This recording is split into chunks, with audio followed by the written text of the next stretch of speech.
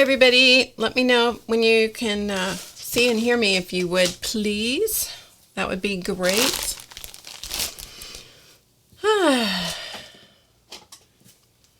Crazy day around here. As usual, welcome to Drama Free Friday. And a little bit of drama. A little bit, not much. Hi, Carrie. Can you see and hear? Okay, I'm assuming you see. Can you hear?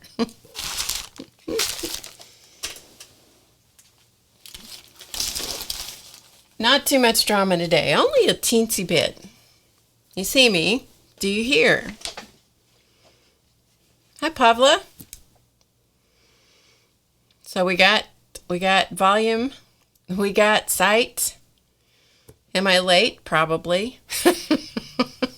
Okay, thanks, Carrie. Probably late is, I'm afraid that I was born with late be my middle name. Here comes my friend, the yellow dog. Not to be left out on stream day. She must be here. Hi, Marie. Hi, Dar. Nice to see you guys. All right. So, I'm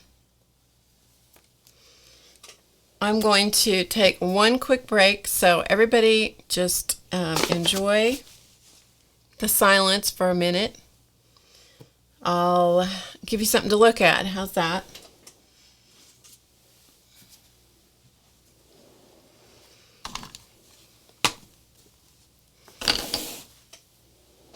And then I will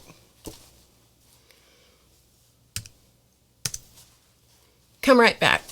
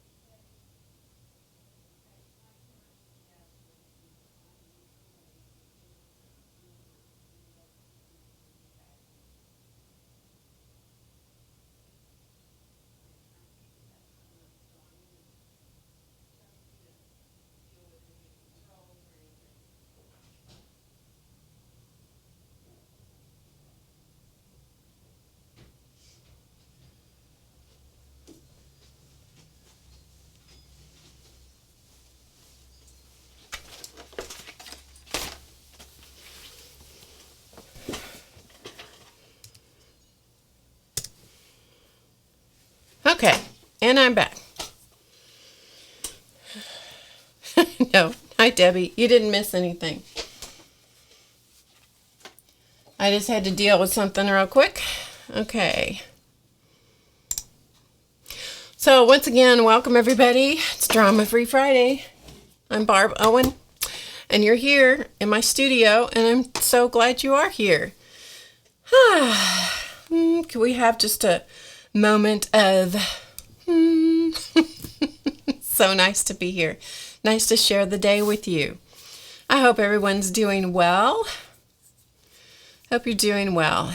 Welcome to YouTube Live, which is where I'll be streaming from now on, is the plan. And we changed from Ustream. Ustream was great. It was my home for a long time, but we're over here on YouTube Live, and we appreciate all the things that I'm able to now do on YouTube Live that I wasn't able to do over on Ustream. So this is recorded live, as the name suggests, streamed live and recorded live. So you will hear me talking to people in the chat. So hello to everybody that's here. I'm so glad that you're here. If you would like to get in touch with me, as in ask a question or make a statement that you want me to draw my attention to, please type it in all caps. That is perfectly fine. And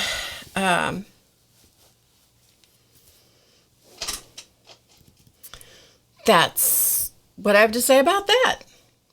So I have a couple things I want to start with. I got some happy mail, and I see that Janice is here, so we're going to go through that quickly. She said she's having computer issues, so we're going to go through that first. And I have only clipped open the ends of the bags. That's all I've done. Janice she must have been one busy girl.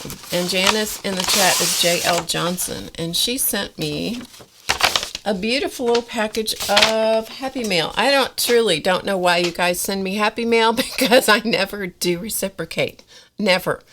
I don't mean not to reciprocate, but I don't get it done. So you're so sweet to do that. Yeah, it is happy. Absolutely. So Carrie's going to hold her tongue and chat. Oh, okay. Hi, Xandra. And anybody that I missed, please just know that I'm welcoming you. I'm glad you're here. Okay, so we're going to start with this little package. She has everything so nicely wrapped and so pretty. So we're going to start with this. And I don't know what's in here, so we're just going to see. So there is a bracelet, looks like. Janice must have been really busy. Yeah, it's true. Carrie says we have to remind ourselves to accept the love. She is correct. This is really cool. Oh, it's one of those stretchy bracelets. Oh, cool. And it fits. How nice. So it's a beaded stretchy bracelet. Thanks, Janice. Let's see what's in here. Oh, she's got some pretty fibers on here. We might use those. We might recycle these fibers today, I gotta say. It is very true, Carrie. Sometimes you have to be reminded. Those are really pretty, Janice. I like the ribbons. We might use those. I'll just put those over in the pile.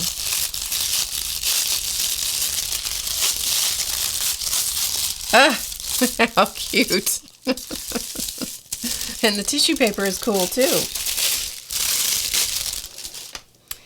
She sent me kitty cat faces on earrings.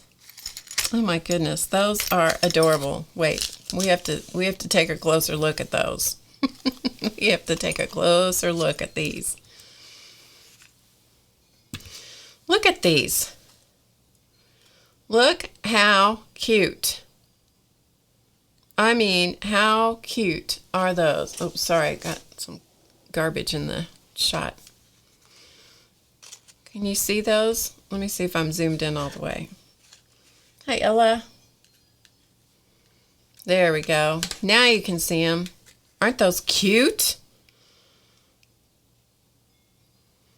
Handmade, limited edition. So I'm assuming she made these, and these are earrings. Oh, and they make noise. My favorite part. St. Janice says it makes her happy to send out the mail. Well, these are lovely. Oh, and look at this. I don't know where you found these. Did you make the beads, Janice, or did you find them? I mean, it's a cross between a kitty face and a human face. That's what's so interesting about these.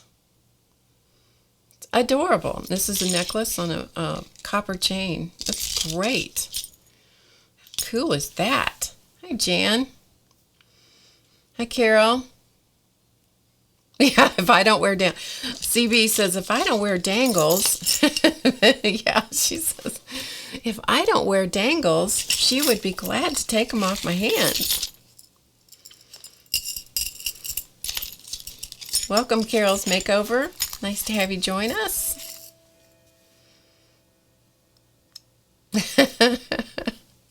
So cute. So cute, Janice. Okay. Let's go through this one in this little envelope. Let's see what's in here. Oh, it's one of those little books. It's one of her Fibism books.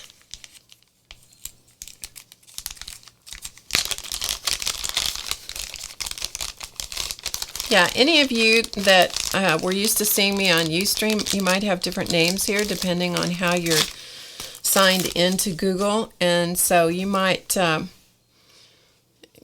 identify yourselves because some people don't know. It's one of her teensy little tiny books. Teensy. I'm telling you, this is teensy, people. This little book is an inch. It's just over an inch. Yeah, an inch by just over an inch. Look, the covers are just a little bit longer than the pages. She signed it. Thank you, Janice. Hi, Mr. Victor. From the Ukraine. Nice to have you join us, Victor. I see you over on Shannon's. I see happy mail that you send to Janet or to Shannon, and I see you once in a while in the chat when Shannon streams live. Is that cute? Cute. This is happy mail we're going through, Victor. Nice to have you join us. I reciprocate every Friday. That's really sweet of you, Marie. Oh, look at this adorable little book. And these are the fibisms, the fibisms. And any of you that don't know what the fibisms are, the fibs stands for Friends in the Box.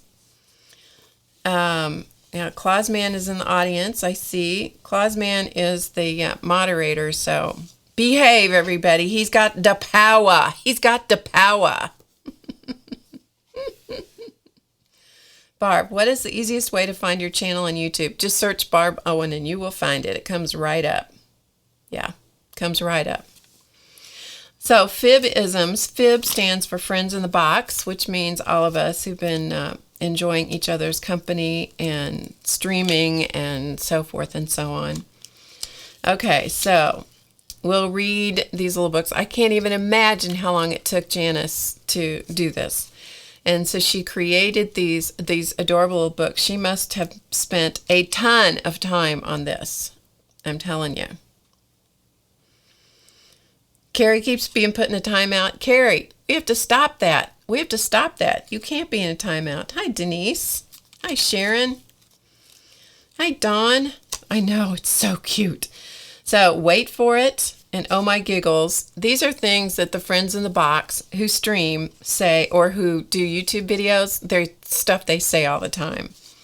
So you guys can talk amongst yourselves about who says what. How's that? Well, actually, I shouldn't do that. I should actually tell you who says them. And if I don't get one, you guys will have to help me out because I'll tell you their channels. Wait for it. A lot of people say that, but one of the streamers who does that over on Ustream is Dee Dee, who is Inkwell. And she's on... Jamie says, I think it took her a year to make them. I know. So there's Dee Dee. She's in the chat, Dee Dee Willingham. And so she is on Ustream. She streams Mondays and sometimes other days.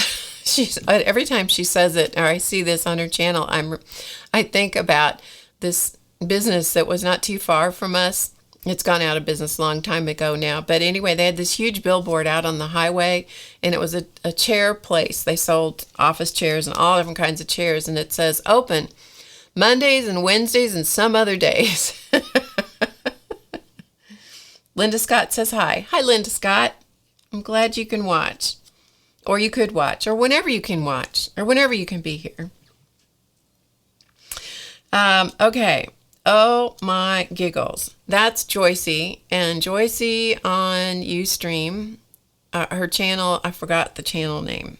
Frugal Eclectic, I think. Somebody can put it right in the name in the chat. Krusty Bits, that's a Paula saying. She is Journal Artista. Rabbit Trail, that's a Dee Dee Inkwell saying. She takes us on rabbit trails frequently. So does Noodle, who is Joycey. Stickles, that's a Happy Diane saying. Let's see, Razzer Frazen, that would be Paula, Journal Artista. These are adorable, Janice. These are adorable. Come to Mama. Who is it that says that? Who says come to Mama? Is that Inkwell? One moment, please. There are several people that say that. Most notably, Joyce, the Frugal Eclectic. All more butter. That is from APG Jamie. She does YouTube videos. Artist Poet Girl, APG Jamie. Bad news. That is said by a number of us, most notably Paula, Journal Artista. Musical interlude. That would be APG Jamie, our Artist Poet Girl. She does that on YouTube videos quite frequently. Heat gun with a capital huge G. Many people say heat gun. I typically forget to say it. It's to keep people from blowing out their eardrums when the heat gun comes on. If they haven't, using the... Patty says, come to mama. Oh, Patty says. Patty, who is Inky Obsessions, and I think that's her name on when she streams and also when she does YouTube video. Patty Tolly Parrish. Come to mama, that's right. Drama-free zone. Well, who says that? Welcome to the drama-free zone on Drama-Free Friday. Yeah. Sweet goodness. That would be our Paula, Journal Artista. Sweet loving goodness, she also always says. Don't email me. That would be an Inkwell saying. Brown is a color in my rainbow. And look, the rainbow's got all the colors of the rainbow. I believe that's a Miko saying. Miko, I don't remember her name, her channel name. What the fluffy? That's a Journal Artista. Know what I mean? Burn. Well, we hear that from a couple of people like Inkwell and Journal Artista. Just saying. Well, we all say that. Can't talk. Arting. And that comes from Blade, who is the artistic biker. Hello, lover. That would be Patty Tolly Parrish, known as Inky Obsessions. This little book is adorable. Craft-a-lanch. Well, there's a lot of people that have craft-a-lanches. We'll just say that, okay? And I had quite craft-a-lanches going on inside my, over here behind door number 1, where you know who lives, and they're being quiet. They're being quiet, so don't say anything. They're being quiet. It's where the sponsors live. Yeah. When our son was home for Christmas, I kept moving stuff from here in behind door number 1 because I just kept trying to shove it someplace where I'd know where it was. Well, before you know it, behind door number 1 was a disaster. But I've about got it cleaned up. And that was when he made the famous statement, my son, known as Race Man, made the famous statement, well, if you just put it all away after you're done using it, everything would be fine. I about choked him. I just about choked him, I have to say. I didn't, but I almost did.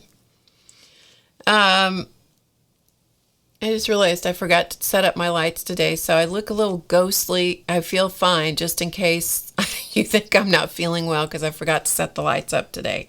We'll just pretend I did, okay? Happy arting, y'all. That's what APG Jamie says at the end of every one of her videos on YouTube. And that is the end of the book. It is adorable. In 2015, Janice made this little book. They are adorable. Clear to the cover with the ties and the color. It is adorable. Janice, adorable. Is Race here? And here I'm talking about him. No, I think you're talking about responding to him. Okay, let's see what else we have here. We have some trim. Well, you never know. We might use this trim again today. Yes, we might. Uh-oh, the sponsor has started talking. So, tissue paper. This is cool. Count these among your gifts: the friendly morning sky, the peaceful night, and all the colors, beauties, splendors of a living earth. Oh, these are really nice. I don't know where you got this, Janice, but this is cool tissue paper for sure. Wow, you know how much I love words and quotes and all that as well. Oh, she knows me. You guys have been listening to me. Oh, no. It's a kitty. It's a little tiny book. Look at this. She Coptic stitch bound this little bitty book. That's patience, my friends. That is patience. That is patience. Hi, T-Girl. I'm not sure that I know you. Miss Allie K, nice to see you. So, and Kathy. Hey, Kathy. Sorry, I'm trying to catch everybody as I see them come in. I'm so glad you're here. Thanks for joining me. Oh, look at this adorable little book. Ugh, I will have fun with this. I love books. She's listening, I'm telling you. All different kinds of paper. Your Coptic stitch binding is wonderful, Janice. Wonderful. Love it. With a little, and I love having things like this. The little place where she tied it off. I love that. I love that. That's great. Thank you, Janice. Adorable. Okay, we have one more hidden. Oh, T-Girl is Trista. Okay.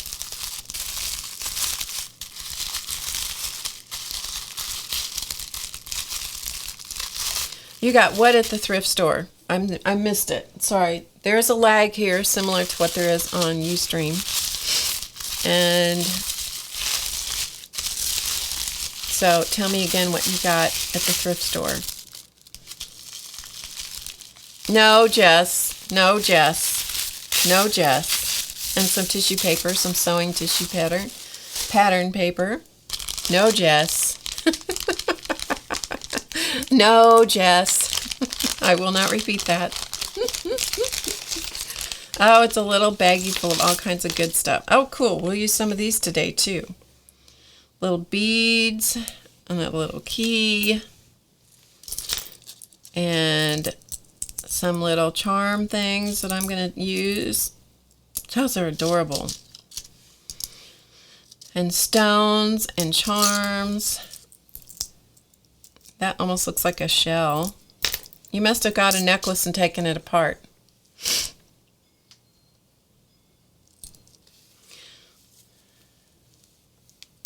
I don't know if you're talking to me, Dee Dee, or not. DP, maybe do you know how to see the chat list? No. No, that is not an option here on YouTube at the moment. Oh, some cool wooden pieces. It's not an option on YouTube yet, but I think they're making improvements all the time and so forth. All kinds of cool stuff. No, Jess. Oh, those are so pretty. And little tiny beads. Little tiny beads. And she did put the confetti pieces safely in a plastic bag. Yes, she put all the confetti safely within a plastic bag. God bless you, Janice. And a feather. Those are great. That's a great little bag full of goodness. All right, I'm going to keep these pieces out because, again, I may use those today. No, the streamer doesn't see the chat list either. The only way I know if you're here is that people make themselves known. So there could be people watching that, you know, that I'm not, that I don't know are watching. And that's, you know, that's okay too. Okay, let's go through this pile of good things that she sent. This is going to take just a couple more minutes and then we will get crack-a-lackin' here. Let's see, she said, oh, Tootsie Roll Pops. She must have found a great magazine. She found a great magazine because I've seen some of the different candy ads that she sent to different people. That used to be my favorite candy as a kid, was Tootsie Rolls and Tootsie Roll Pops. Topps Gum. I don't remember Topps Gum. Bazooka, I remember. Bazooka was Bazooka the one that came with the little comic inside of it? I kind of think it was. One of the bubble gums was packaged in a little rectangle and you'd take it, you'd open it and there was always a little comic in it. Juicy Fruit. Now I used to chew that as a kid. I would not chew that today necessarily, but I certainly did as a kid. Those are great. Those are great. The ads are super. And she sent all kinds of little paper pieces and stickers. Those are pretty. Those are really quite pretty. So little shapes, die cut shapes, punched shapes. Good Earth Seed Company, 25 cents. Just fun little things. Oh, there's some of her quilling. Oh, the cat's meow. That's quilled. That is a Siamese cat that has been quilled. All right, we'll look at this close up, because this is too cute.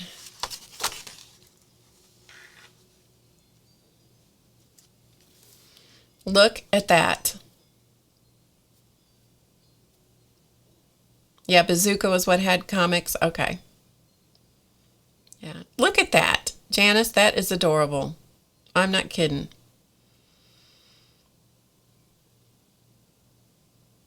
That is too stinking cute. Too stinking cute. When my son was an infant, I quilled a whole picture for him and some more little pieces of ephemera paper and so forth. And in this picture, I don't know whatever happened to it, but it was a whole thing. It had animals on it, and it had a saying in the middle of it or something. I've forgotten what it was. Anyway, when he was so little, it was in, I'd hold him in my arms and we'd go through the animals. One of them I remember was an elephant, and he used to call that the effinant. The effinant. He loves it when I share those things with you guys. He does. He just loves it when I share those things. Yeah, I know, Victor, isn't that cool? Yeah. Oh, some of Janice's. Oh, this is cool, you guys. Oh my gosh. I love this. I mean, I love it all, but this, you guys got to see this. Up close and personal. Okay, so upon first glance, that just looks like some lovely Zentangle patterns, right? That's what it looks like. When Denise says she used to called it a heffalump. This is woven. Okay? This is woven. So she did all that, and then she cut it apart and wove it back together. You know how much I love weaving. You know it because you've watched me do it, right? Oh, Janice, it's beautiful. That is stunning. That's going to have to be the front cover of a journal or something. That is incredible, Janice. That's cool. I mean, it's all cool, but that's incredible. It's all incredible. What am I saying? This was a package of just fun goodness. And a doily, paper doily in a rectangle shape, which is really nice. That'll make some great collage things. She sent a couple of maps. I'm going to have to keep these away from claws, man, I'm telling you. This looks like an old map. I don't know if it is or not. Texas and Idaho. Look at that cool sandcastle. Clausman, who is in the audience, he's the moderator. He loves maps. Yes, he does. I will have to keep these away from him. Don't ask. Don't ask. It was inspired by me, Janice. That weaving was. Bless your heart. Bless your heart. Oh, look, 2 kitty cats. A coloring page of 2 kitty cats. That will take me for flippin' ever to color that. I'm just saying. That will take me for flippin' ever. And you can put that in your Fib-isms book. Just add it to a page. It will take me for flippin' ever. I know. Jamie says, I think Lilith, who is Janice, needs to stream and show us all how she makes all these wonderful loverliness pieces. Oh, and this is pretty. Another piece of her Zentangle work. And there's her little... Is that a stamp, Janice? I know I heard you telling Dee Dee, I think it was, that was a breast cancer survivor mark. Is that a stamp, or is it just something that you add to your work? That's really beautiful. She does beautiful Zentangle work. Hey, Rain. Yeah. Mr. Victor puts all kinds of kitty cats in the chat. Okay, Thank you so much. That was lovely. That was really lovely. Let me move all this goodness over to the side. That was quite a package, Miss Janice. That was quite a package. So let me move this over so I can assimilate it into my stash of fun things. Let's see, what else?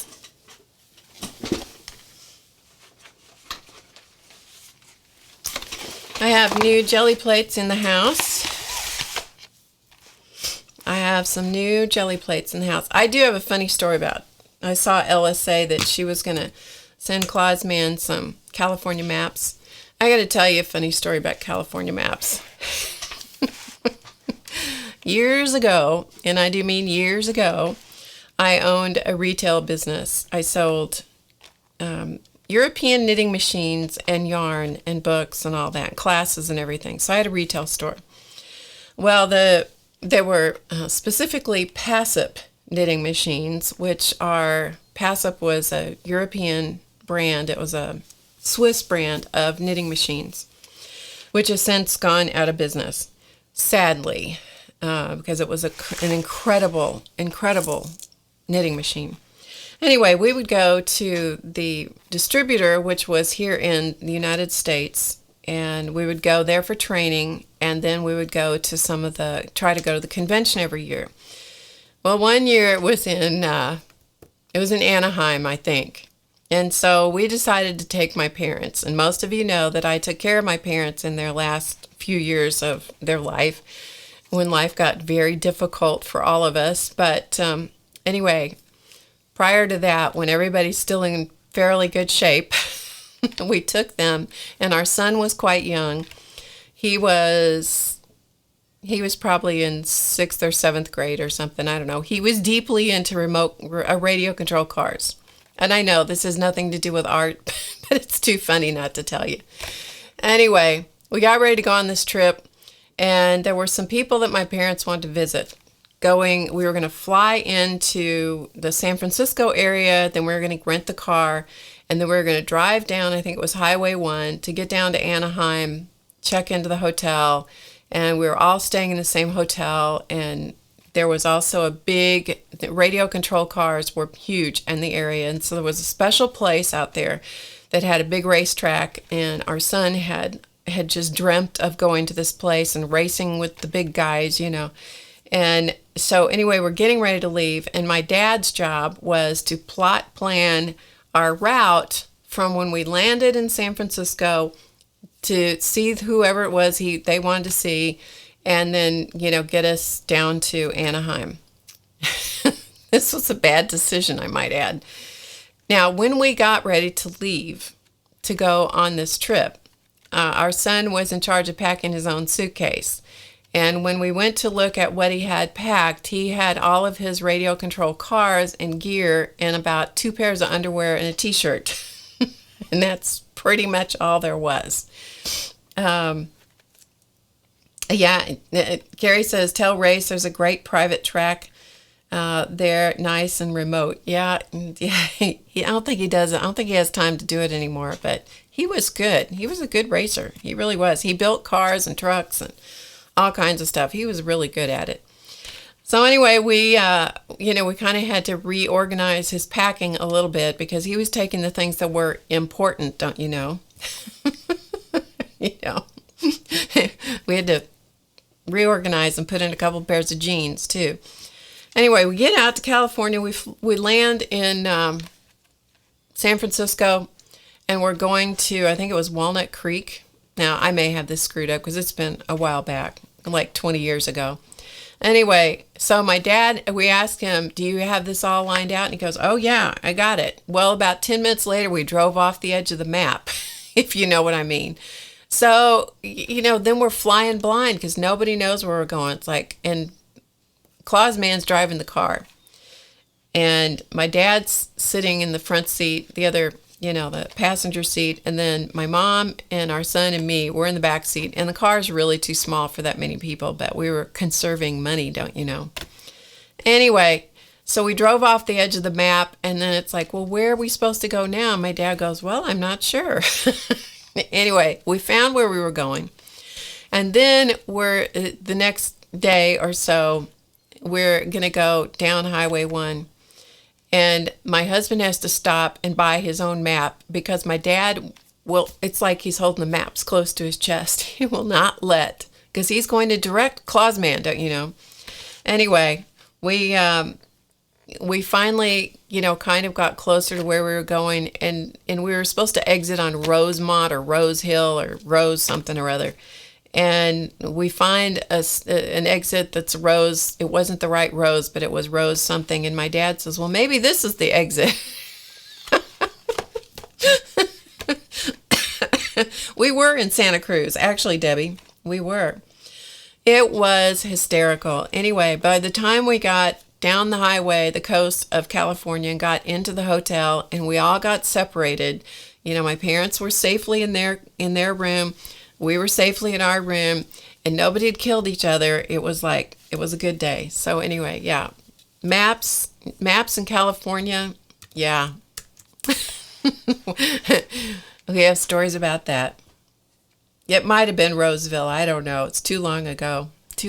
So anyway, back to art. I did get the mini jelly plates. Actually, Clausman was generous enough to buy these for me the other day, which was a sweet gift. So I'm going to have some stuff coming up with those. Move those out of the way. So you know how much I love jelly plates. And let's see. I also colored another part of my calendar. January is going to be gone before I ever get this calendar done. I'm just saying. But I colored another page, and so I thought I would show it to you. This one is done with Inktense pencils. So I colored in with Inktense pencils and then activated it with the water brush. So that's what I've used on here. The splots are, what are those little watercolors? Twinkling H2Os. Shannon Green, I think, calls them, what's she call them? Twinkles or Twinkies or something. But that's what the splots are. And they have some texture. I didn't dilute the paint down quite enough, and so the splots are textured. And then all of the black work on here is just done with a pen. So anyway, that is done with Inktense pencil, which was really pretty fun. So in case you didn't see it before, this is the first one. This is actually January. So the calendar, when I get it done, if I get it done, will go like this. Of course, we're at day 15 right now, and the calendar isn't finished. So January probably doesn't have much hope of getting up for me to look at. But anyway, it's fun to do it. So these were done with Prang watercolors and then detailed with different kinds of pens. This one is done with gelatos that I put on a palette. So this is just gelatos, and I scribbled them on a palette and then picked them up with a water brush and painted in. So this is gelatos done with pens, detailed with pen. And then this goes this way. So that's the calendar for February. Then it flips up like this. So this will be March.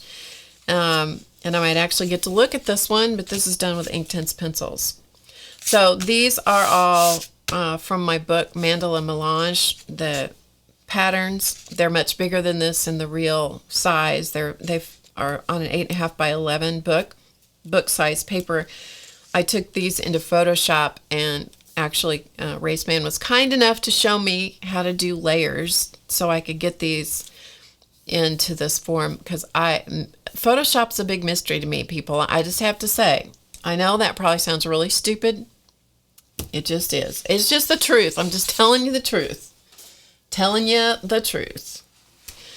And so I thought I would show you these dolls, because we're going to do a doll today. It's not this one, but I just thought I would show them to you. So I'll let you get a good look at them. This doll was a doll that I designed originally for Doll Maker's Journey, which is a really fantastic doll making supply website.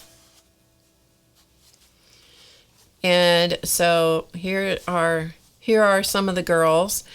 This pattern was called in its original form was called Elisa. And so these are the original dolls here, the Elisa dolls. One of the things I love about them is that the hair is long and dangly. I love that about them, because I tended to be so constricted about how I approached things. And so doing something with hair like that is completely different. These are my rubber face stamps, the Fun Faces rubber stamps. There's 4 images in this set. And so that's what these start with, and then go from there. So this is one image. Her name is Hannah, is her face stamp. And then they're detailed with colored pencils and pens. Thanks, everybody. Then these are the ones that I've updated the version of the pattern, which you may not be able to see the updates, but there are updates to the pattern. And this updated version is entitled, her name is Lakshmi. I know, that's a mouthful. Lakshmi. Lakshmi. Lakshmi. I think that's correct, which means goddess of prosperity. And so this was a class for the membership website that I was just filming. So I just thought I would show them to you so you could see. And their faces, this face on this one is one of the other rubber stamps. And the hair is different. I love this yarn for the hair. And the membership website is located at HowToGetCreative.com. I love this yarn. Looks like a painted yarn. And this one, she kind of looks like she has dreadlocks, doesn't she? Because the yarn is heavy. I particularly love, well, I love them all. Doesn't matter. I love them all. But anyway, I just thought I would show them to you. It's a wall doll, which means that they hang on the wall. And to do that, I add a ring to the back. And sometimes I add it on the back of the body, sometimes on the back of the head, so that they can hang and be part of my world. So that is that. I just thought you would enjoy seeing that, perhaps. And so what we're going to do today is I'm going to do my soul support dolls, and I have 3 of them ready. But I don't know that we'll get 3 accomplished, but we have 3 bodies, so I'm going to show you the bodies. And the Soul Support doll is a doll that I created a long time ago, and I've made dozens of them. And I send them out to, when I have a chance, I send them out to people that seem like they need a little extra support, that are going through a tough time of some sort. I don't sell them. There have been times where people have asked to buy them. Dee Dee was one. She wanted me to make some for some friends of hers. And so when I have time to do that, the way that I do that as far as selling them is that I ask people to make a donation to a no-kill animal shelter. And so that way, people feel like they've done something, and the no-kill animal shelter, like a Place to Bark, or there's a local one. Most places have a local no-kill animal shelter. They benefit as well. So everybody wins, and that's what I like. So anyway, this is the Soul Support doll. And so I thought I would just show you what I did on them. So let me show you a little closer up. I'll put these here just for a second. So this is the body, and I'm just doing this so you can see the stitching and everything. This is a piece of needle felting. So it's needle felted by machine. So I created these last night. I can't do the whole thing on camera. It's too noisy, and it's too much, takes too much time. But these are done with fibers and felt, and then needle felted, and then I do the stitching, and they never come out the same twice. So yeah, exactly. And Carrie says, and you feel good afterwards. So yeah. So this is done with a couple of different colors of neon colored thread. There's the orange neon thread here, and then a hot, this hot pink neon thread. So that's just, I just basically just doodle with the sewing machine to create that. Thanks, Debbie. So this is the back of them. This is a batik, and it's a batik from just a quilting shop. I have a big collection of these. One time Vicki Barton, who is Larkspur Vicki, sent me a bunch of pieces of batiks that she had. Ella says, sorry I missed, are these patterns for sale somewhere? This is not a pattern. This is just something that is individually made. So, hi Jan. So these are all individual, so there's no pattern for these. I just basically cut them out as I go. So I do a big sheet of the felt and all the needlework and the needle felting and the stitching and so forth, and then I just cut them out. Yeah. Okay, so here is another one. So you'll see similarities in them because they all started with the same colors. So similar, or yeah, I used the same colors of the fibers, and then they're just, they turn out randomly because they're, randomly placed down on the backing. And then around the edges, it's just done with a freeform stitch. This one has this backing on it. So this is also a batik print. Felting machine is a great tool, Jess. I'm telling you, it's too much fun. So there's that one. And then here's the other one, which is very similar to the first one I showed you. And this is the neck area. This is where the head will be attached. But they're just a form. But just to give you a close-up. And they've been stitched, all of them are stitched with King Tut, which is my favorite thread. It's by the company Superior. Okay, by the company Superior. And that has the thread called King Tut. And it is a wonderfully amazing, I can't say enough about it, thread. It is a variegated thread, and it's just lovely. Okay. The Janome one, yeah. Oh, yeah, it's a great one, Jess. It's great. Totally. Janome's a great one. Yeah, Dar got, I sent Dar a soul support doll a few years ago, for sure. Okay, and this one, this size, I have to tell you, is smaller than the ones that I normally make. This size, it's about 8 inches, and most of the ones I do are bigger than this. They're maybe 12 inches, but I decided to do some small ones, and I often put a little fabric envelope on the back that I die cut using the ornate envelope, I think it's called, and I usually put that on the back, but these are a little small to do that. So yeah, Jess, plug it in. Okay, so what I'm going to do is I'm going to do their faces, and so I have their faces created from covered buttons. And this poor thing I drew, I don't know how long ago, and it's so ugly. We're going to see if we can make something out of this pathetic face. And then we have 2 other ones that I've left the shank of the button intact. This one, for whatever reason, I took the shank out. I don't know why. And that shows you how long it's been hanging around here. So, okay. So if you have any questions, be sure you put them in caps, or anything that you want me to get, if you want to get my attention. Okay. So here we go. So I'm just going to do some faces on these, and I'm going to do them in Pigma pens and colored pencils. So the Micron Pigma pens are my pen of choice for this, and I use red and brown. My brown pens are a little lacking, shall we say.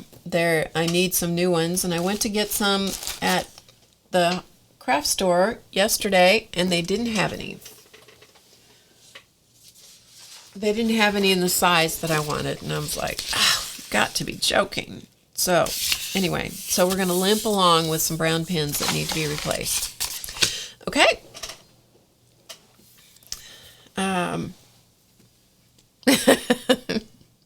What size are the buttons? This one is, I can only give you in the inches because I don't know what the millimeter is. It's 1.5 inches across, Victor.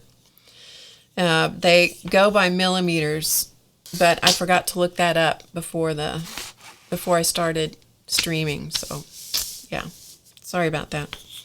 So this poor thing, we're going to let her sit to the side, and we'll come back to her in a little bit. Okay, so I'm just going to use a brown pen, and I always have a piece of paper handy so that I can scratch off and keep the pen tip relatively clean. So I start out with dots, and so that's what I'm going to do. And about halfway or a little above the halfway point, I'm going to put in 4 dots, and my intention is to have them spaced as evenly across the face as possible. And sometimes they're evenly spaced and sometimes they're not. And then this one I'm going to make with the eyes closed, so I'm just going to sketch in. These are just little cartoon kind of faces. They're not meant to be real. So this is going to be her closed eyelid, and I'm going to give her some eyebrows. And often the eyebrows end up being totally obscured.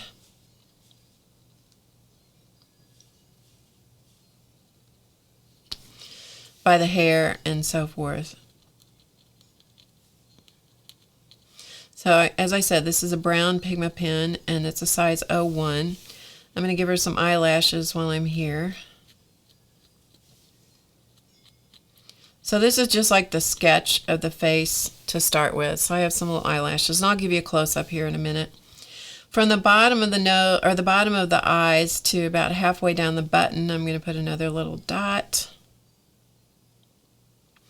And that's where the nose is going to be. Now, this is not a real nose, so for Kathy Arbor, who does phenomenal faces, by the way, she's cast 1415 on Ustream, I think, and she also does YouTube videos.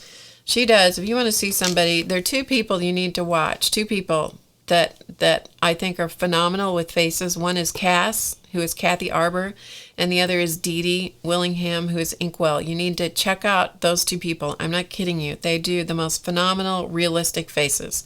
This does not fall in that category, okay? This is not in that category. This is a cartoon face. So I'm going to drop the line down from the eyebrow, put a little hook on it, and then I'm going to give her a little bit of an indicator of the other side, the other little bit of her nose. And then from the bottom of the nose to the bottom of the button, I'm going to give myself a little line right there, or a little dot. And then I'm going to imagine from the halfway point of one eye to the halfway point of the other eye, that's about where the mouth is going to be, the width of the mouth. So I'm just doing a little lazy M, and this is the midline of the mouth of the lips. Okay, this is where the mouth, it's this part. That's what that line is. So it's going to look a little goofy for a minute till we put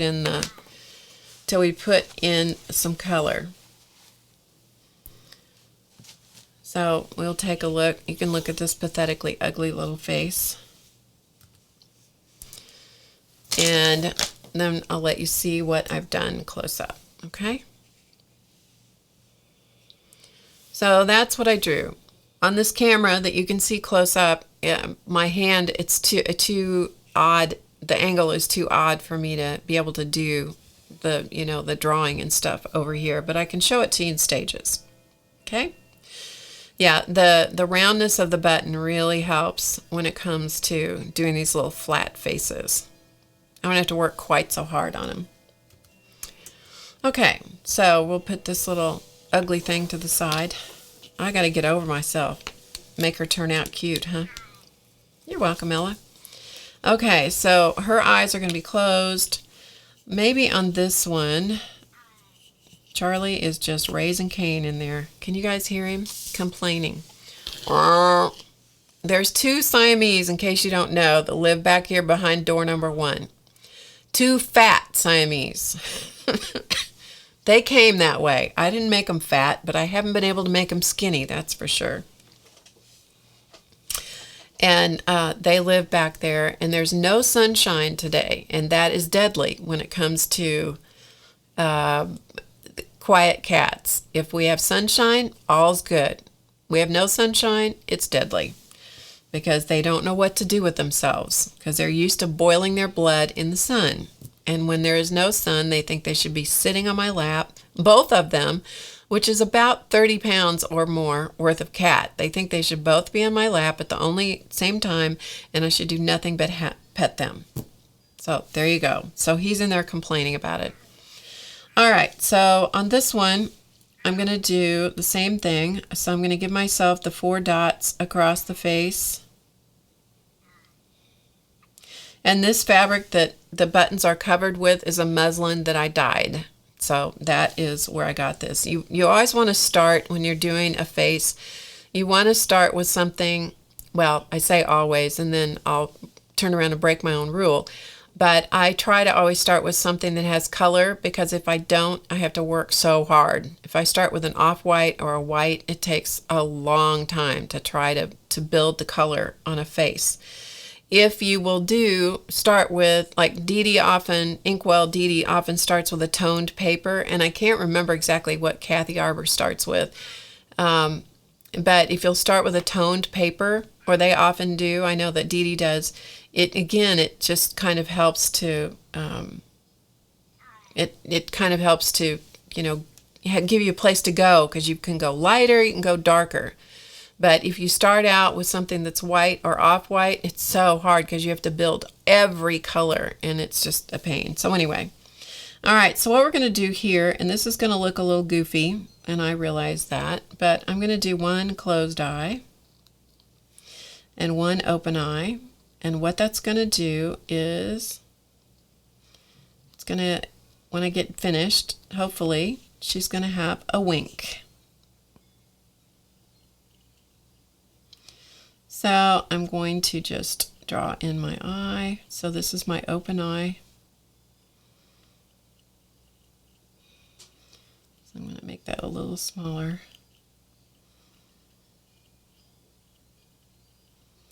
So I'm going to sketch it in, and then I'll show it to you. So I often work upside down for the second eye, because it gives me a shot at kind of mimicking the first one. You can do 1 really well. It's doing the second one that's challenging. And as I said, these are just kind of little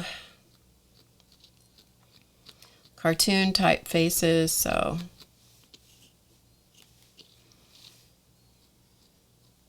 and this is just the sketch.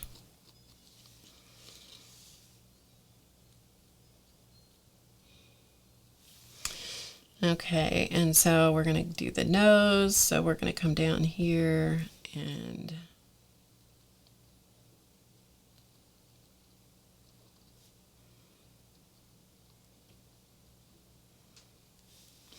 then I'm going to come in the middle of that, and I'm going to do the line between her lips.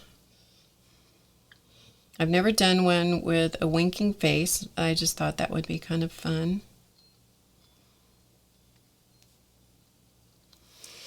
Okay, so we'll put these here and give you a look at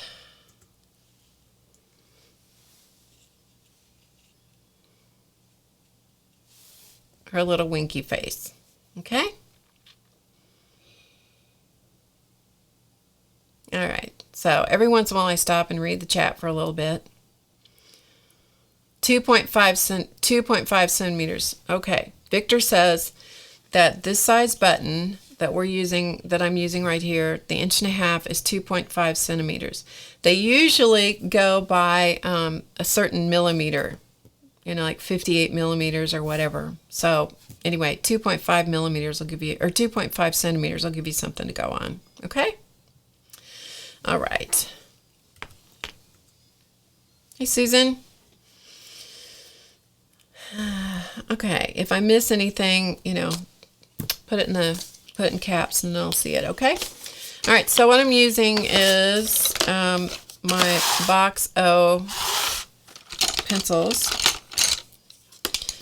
So I tend to go back to the same colors again and again and again. That's why they're unbanded and they're just ready to use. So we'll pull those out and we'll just use those colors because it's easy. And that's my motto. That is my motto. I'm missing one color.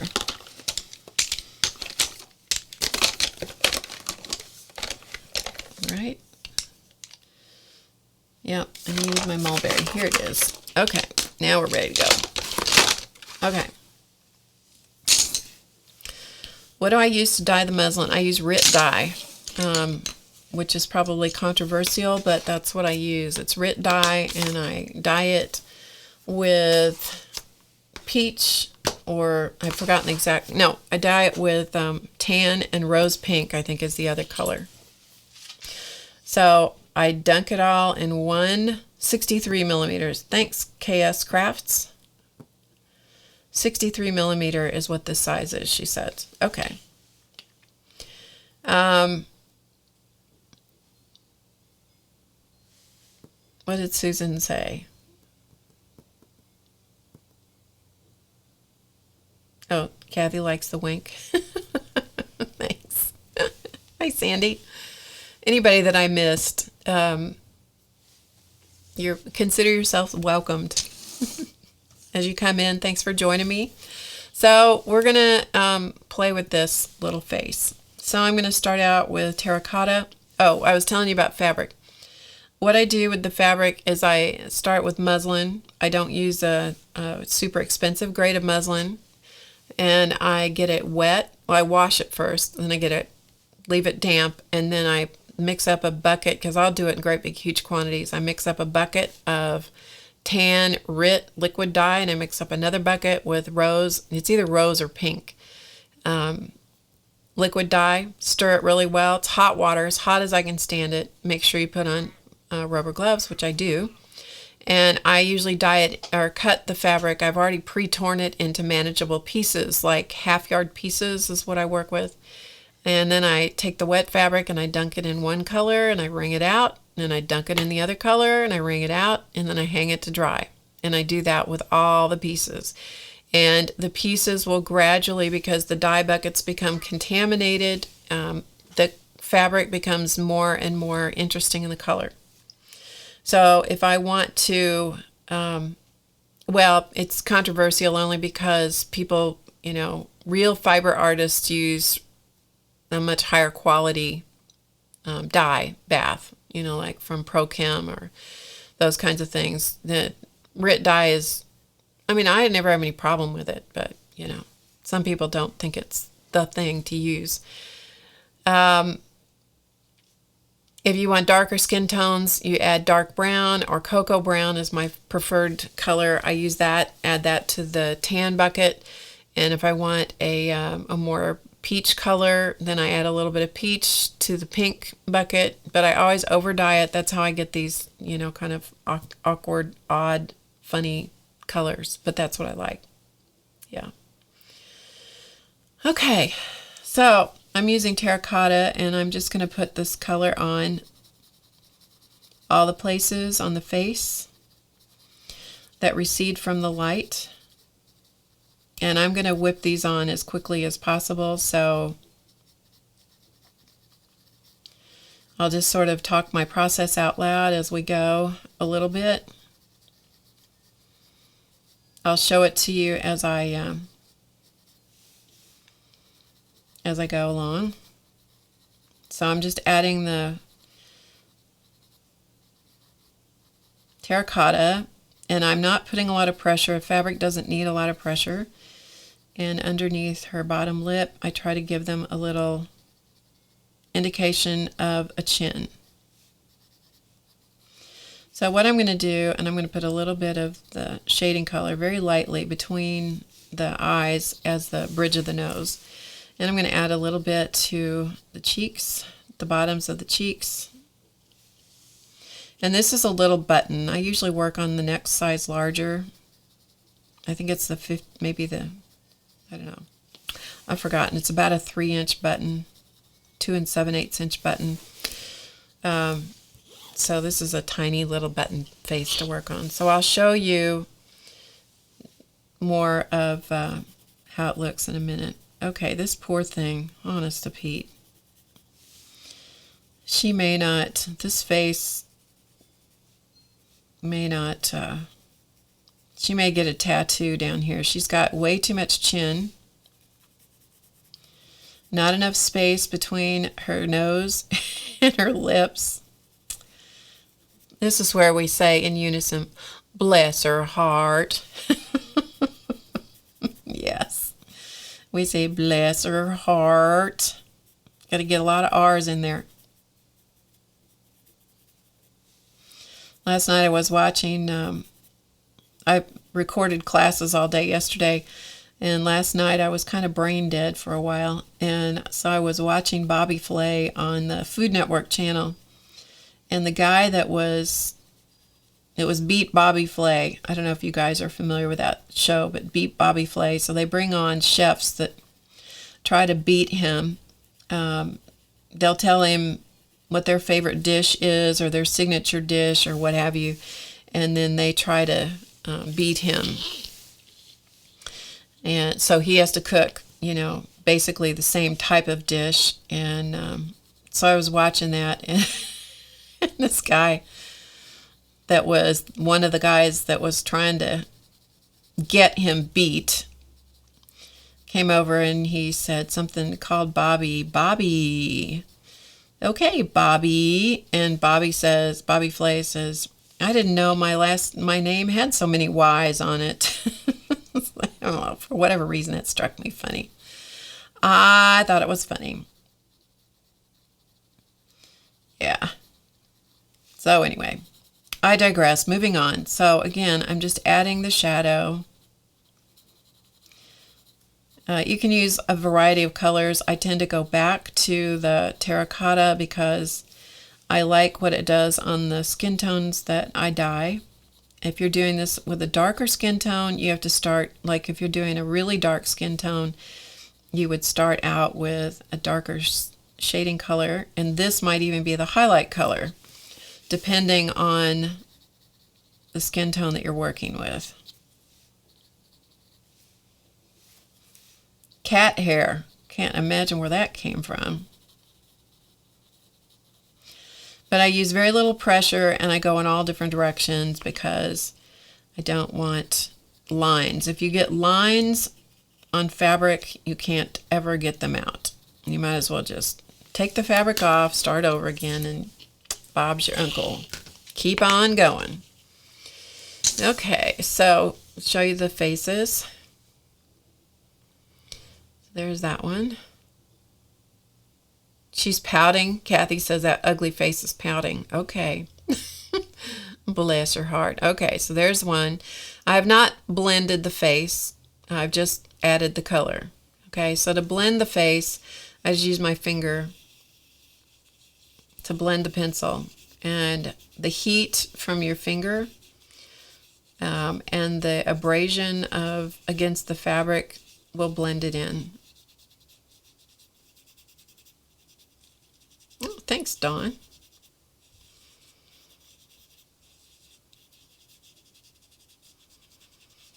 Okay, so there it is, blended. I don't know whether you can tell the difference, but I can. Here's the one, the winky face, unblended, and the face that's blended, okay? Just so you can see. And if you really want to make a good winky face, this eye over here should not be so wide open, but you know, it is what it is. And here's the poor little pouty, pathetic face. That one does make me laugh. Oh, mercy. Bless her heart. Okay. So, back over here, and I'm going to blend these. The Prismacolor pencils blend very well. The reason I started the rubber stamps, created the rubber stamp faces, is because a lot of people were intimidated about drawing their own faces, and so I came up with a way to teach people how to do faces by not drawing to begin with and just using the rubber stamp to do the face. And so that is where the rubber stamp faces came from. And they're the Fun Faces rubber stamps, and you can find them on HowToGetCreative.com and click on the shop tab and you'll see all the products that I have there.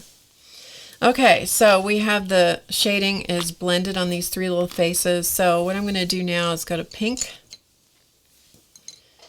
Barb, have we painted the world's prettiest one? Jess, you weren't here last week. I offered to do that, and they wanted to see art journaling instead. Sorry. Sorry, Jess. You weren't here. You had your chance. You had your shot. Okay, I'm going to put in some pink cheeks. Okay, so some crescent shape down here at the bottom of her cheeks. I also don't sharpen these pencils fully. They're much easier to work with on fabric if they're not real sharp. So we're going to put some pink cheeks. I'm going to put some pink on top of the shading down here in the bottom of her chin area. All right, let's see if we can make something out of this poor little pouty mouth. I'm using more pressure on the mouth to fill in the lips with the pink.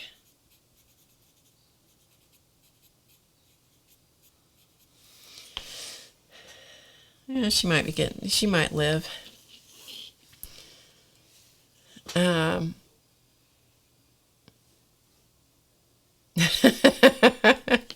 Sure, Jess, cut you some slack.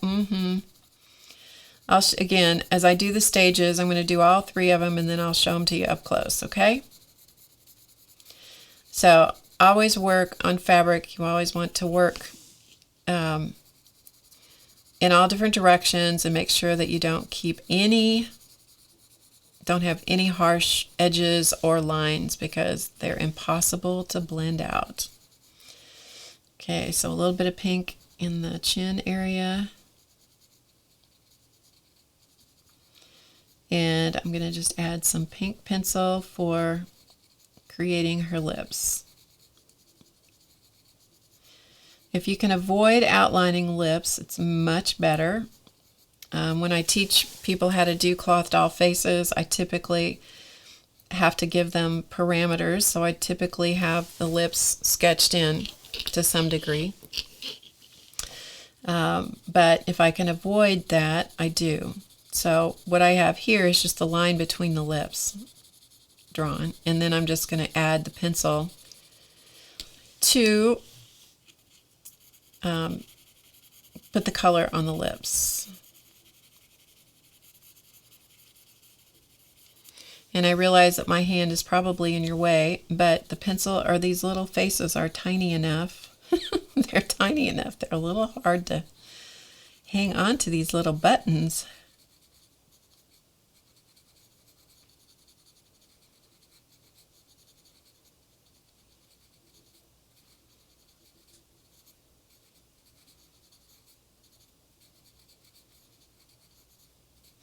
Okay, so we will look at these now.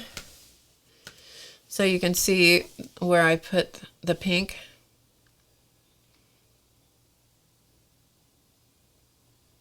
Hey, Erica.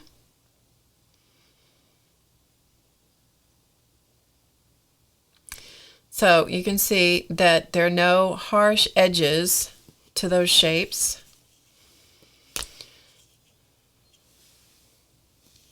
And you can see that the cheeks are starting to form. The strongest shape that you're going to see, or the strongest color, is going to be on the lips. Good to see you, Victor. Thanks for joining us. Bless her heart.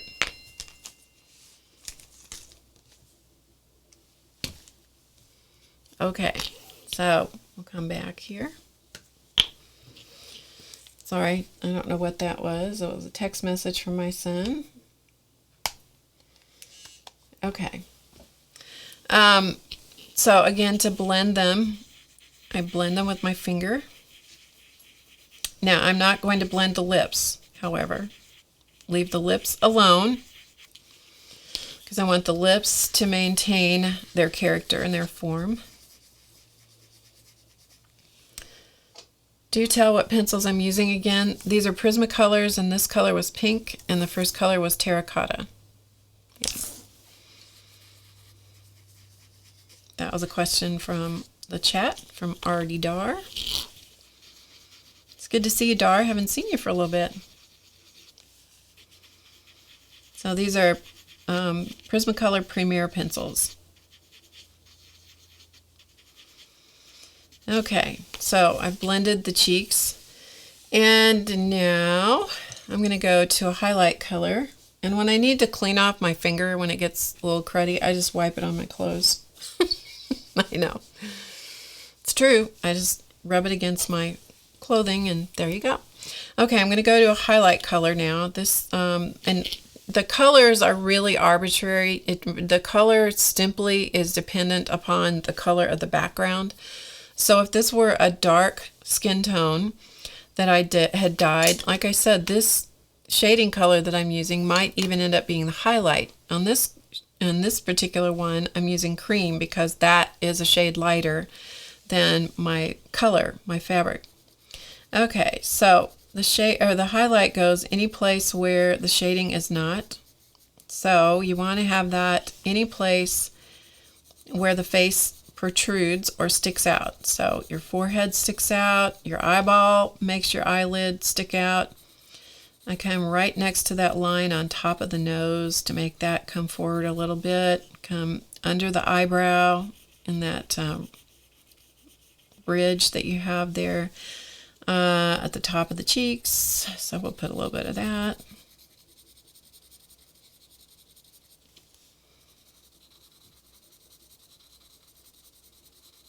But I go in all different directions, being very aware of the fact that I don't want to create harsh edges. Okay, so there's that one.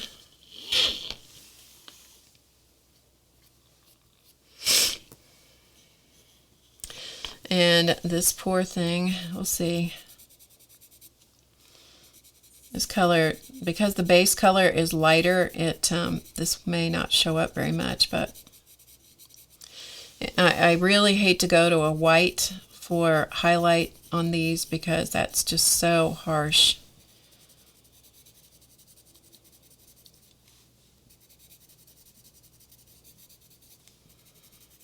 Besides that, she just needs help. She just needs help. She's got the biggest chin going. We'll just make it nice and big.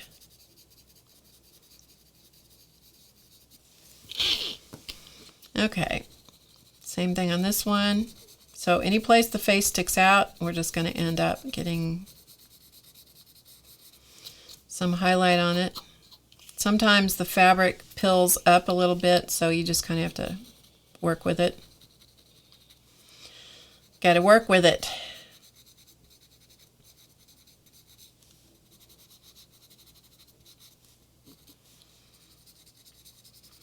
So I'll show you this again after I get the color on.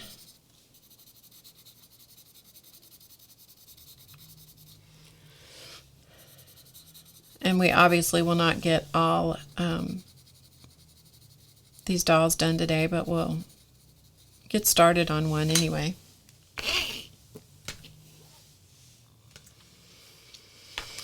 Okay, so here is the highlight applied.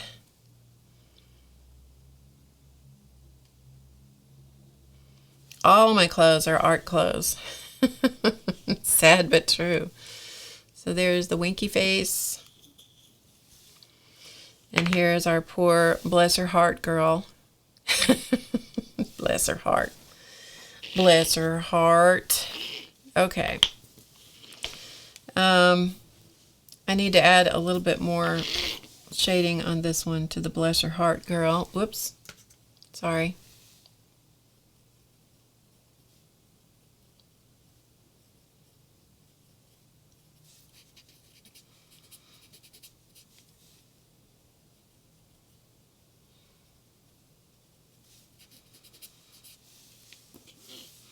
And I often have to go back and add bits of shading here and there because the colors, when you blend them, you tend to lose some of the darks. Okay, so I'm going to blend the highlights in.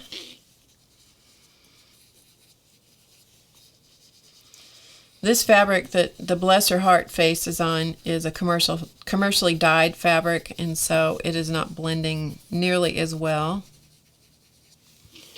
as the ones that I had dyed. So chances are pretty good that that fabric that I used on this one had never been washed, and so that is not so good when it comes to working with dolls, cloth faces and stuff. You need to wash it to get rid of the sizing.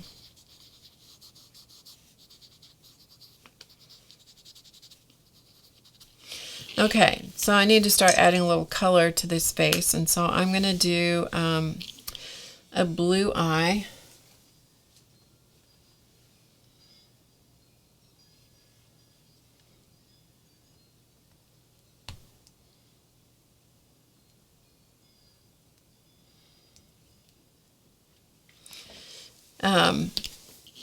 Hang on just a second. I need to ask a question here for I've got the eyeballs of my tech. I need to ask a question.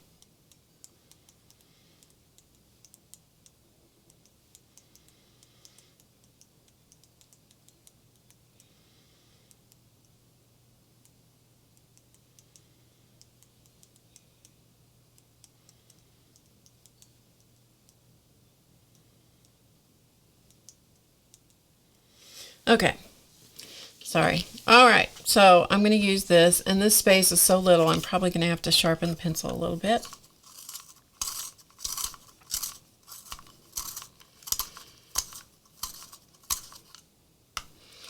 So I just use a kid's sharpener. I've tried all different kinds. This is the one I like the best. It's the one I started with. It's the one I like the best for whatever reason. Okay, so I'm going to fill in her iris.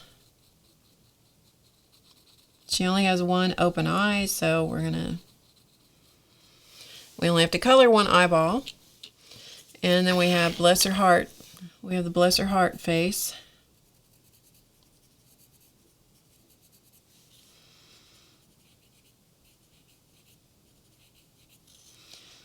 Who seriously may never,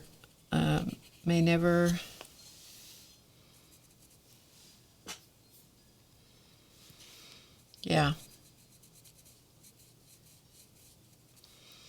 She may never make it anywhere. I must have been in a terrible mood the day I did that face. Okay, so I've started the eyes. Well, I'm going to go to Crimson Red, and I'm going to add some detail to the lips.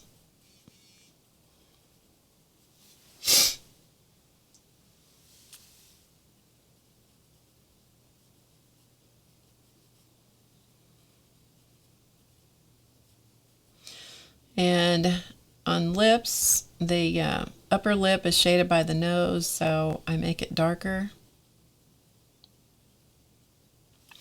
And I go just across the bottom of the bottom lip, and then add a little more pink on top of it. And that's just to give that mouth a little more definition and a little shading. So I'm going right on top of the pink with the red and a little bit at the bottom edge of the bottom lip.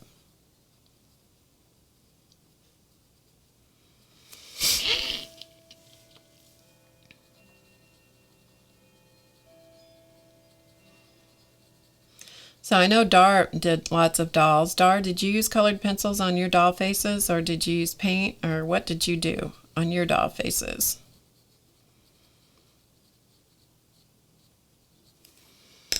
Because I know you did lots of doll faces also.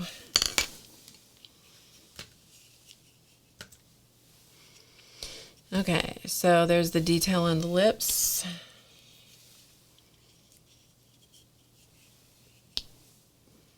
Hi, Amy. So eyes started there, and the bless her heart face. Lord, love a duck. Mercy. Mercy. Have mercy upon this poor child. Someone have mercy upon this poor child. Okay.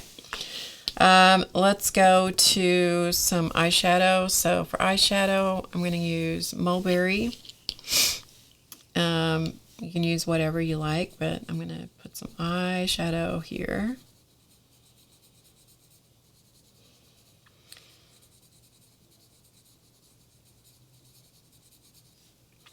And I'm also going to bring a little bit of the Mulberry around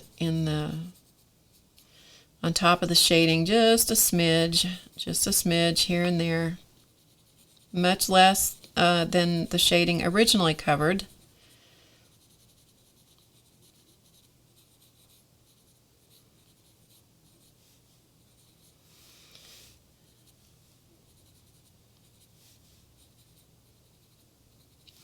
Just to add some interest and character to the face, to have a little bit more color.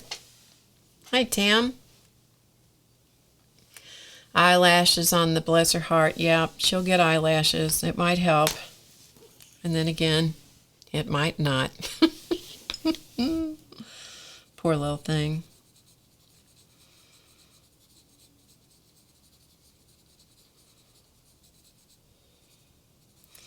Poor little thing. Thang. Thang. Poor thing.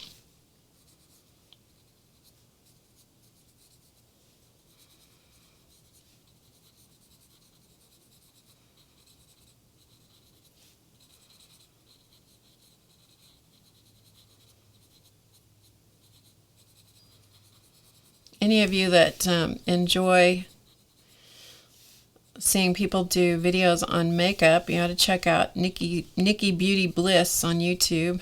It's my son's girlfriend, and she does incredible makeup stuff. I got to tell you. Although we are different skin tones and certainly radically different in age, I've learned a lot from her.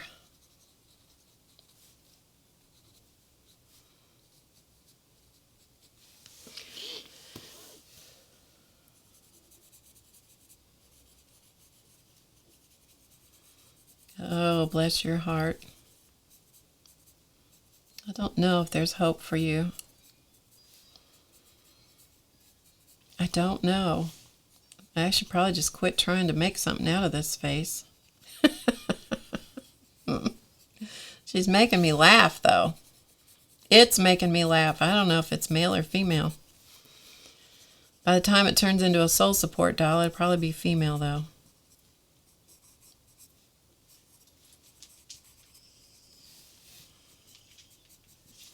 Okay, eyeshadow has been applied, so we'll take a look at the eyeshadow. Rain likes Nikki's videos. I do too. I've learned a lot from her. Oh, bless her heart. So I've just added the eyeshadow. I have not blended it, and I've added a little bit of that mulberry color into the shading areas. So there you go. Okay. All right. So I'm going to blend that a little bit.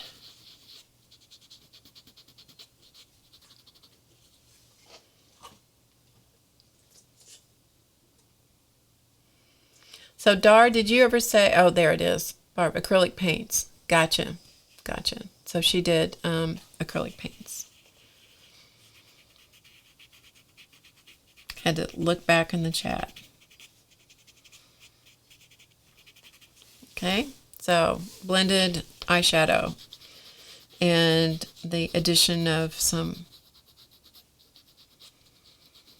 shading color. If you really want to go back, and I often do, once I put the face on the doll, then I'll go back and pick up some of the colors out of the fabric and add that as well.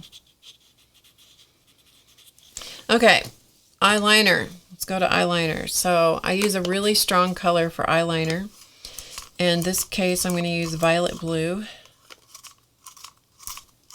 Some of these colors come off the pencil real strongly. No, YouTube does not. I think the only person that could put links in is the streamer, I believe.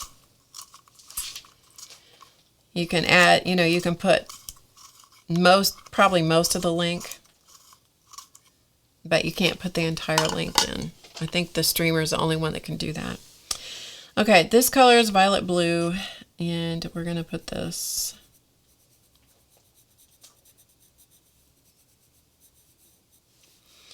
We're going to give her some eyeshadow, or eyeliner, sorry, eyeliner. And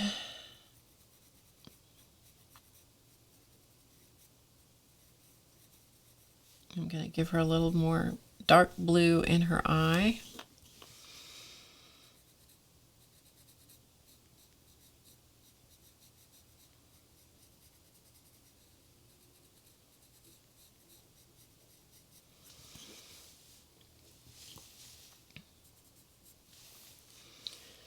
Yeah, well,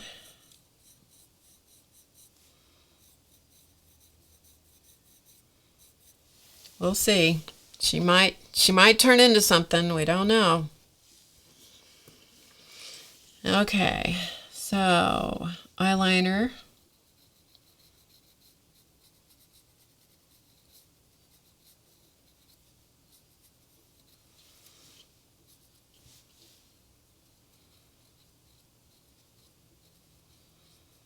Also a little bit of the dark blue in the eye.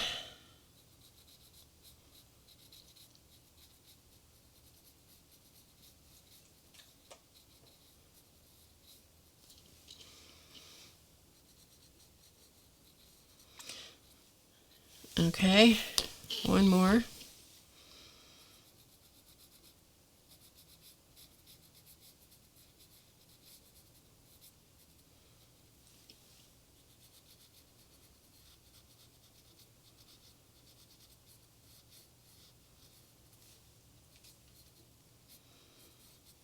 Okay, so each step of the way, you should see the face getting clearer and clearer. The features should be getting clearer and clearer.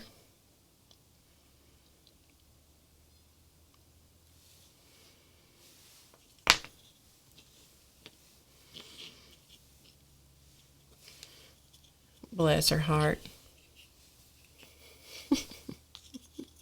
It's not done yet. There might be hope. Okay.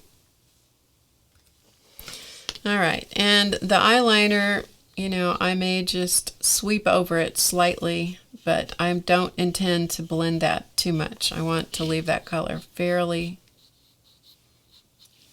be fairly intense. I also like to put a little bit of orange sometimes in the bottom of the cheek area.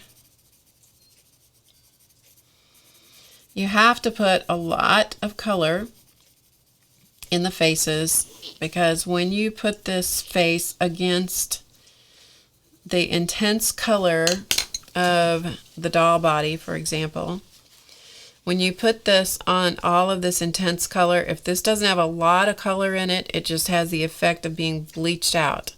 And when you add hair to it, for example, I'm just going to grab some fiber here. This is fiber that Larkspur Vicky brought to me at some point. I don't remember exactly when. It might have been this last time she came to visit. She's been here twice. And this is absolutely phenomenally beautiful stuff. So I just grabbed the first color out of the bag. But once you put hair fiber around the face, and you put that on. Everything that you add to this face has the effect of bleaching the color or pulling the color out of the face. And so it has to have a lot of color to start with.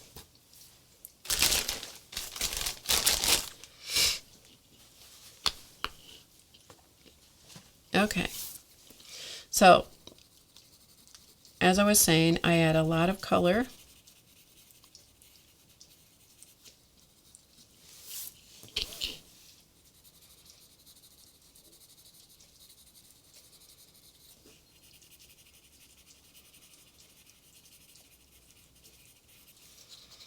And then blend it a little bit. And if I need more pink in the cheeks, I'll go back and add more pink, which it looks like I've lost a lot of my little chin.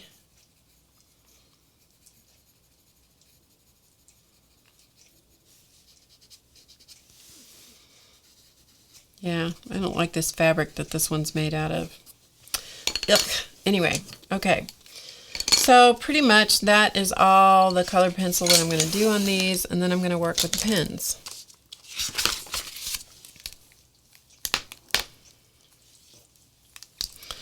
All right, so I'm going to go to the black pen.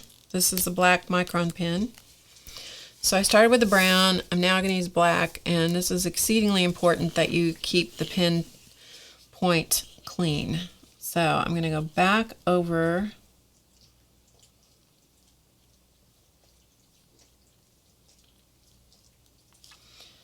the bottom eye shape. Give her some long eyelashes. Give her a few eyebrows. I'm going to give the nostril a little bit of a punch. Pretty much that's all that this little face is going to need.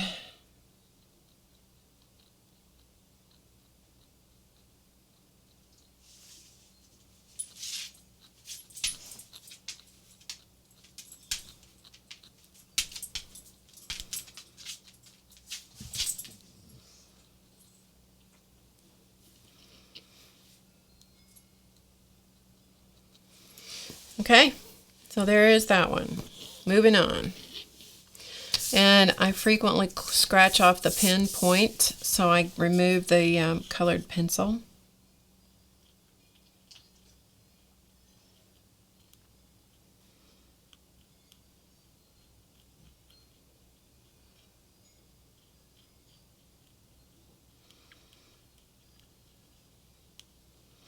Fill in the pupil of her eye.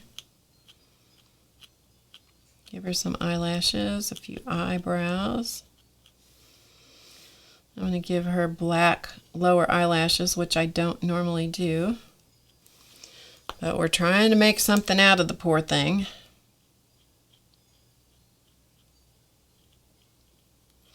So we're going to put heavy eye makeup on her.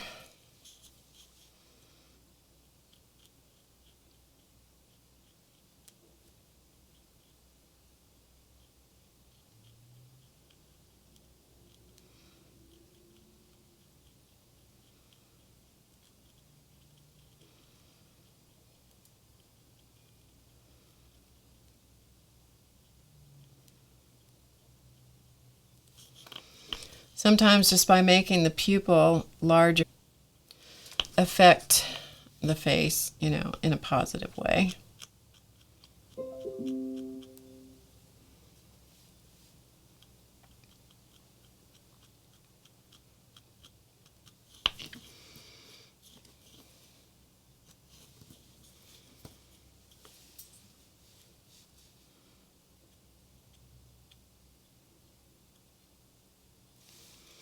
Okay, she might make it. I don't know.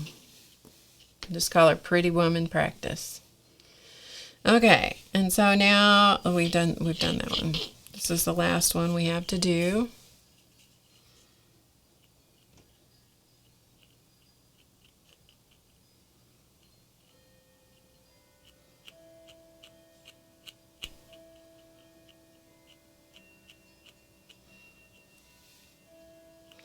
I tend to, on these faces, I tend to exaggerate everything, so much longer eyelashes than they would normally have.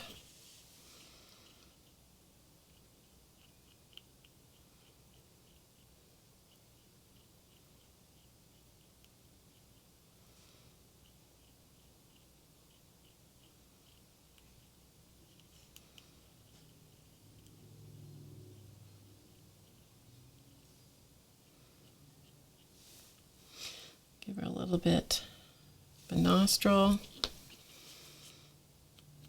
some eyebrows, some eyelashes.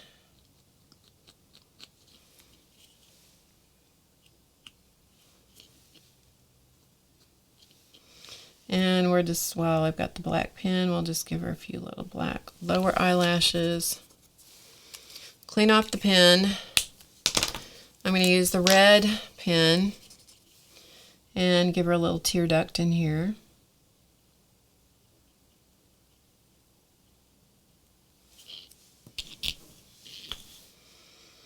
All right, darling, here's your tear duct.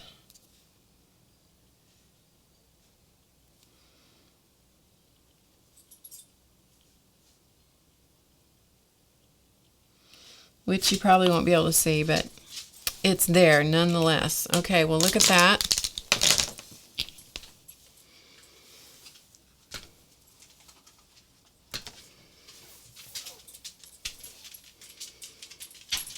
Now, the face on this camera looks, the colored pencil may look a little bit splotchy to you, but it is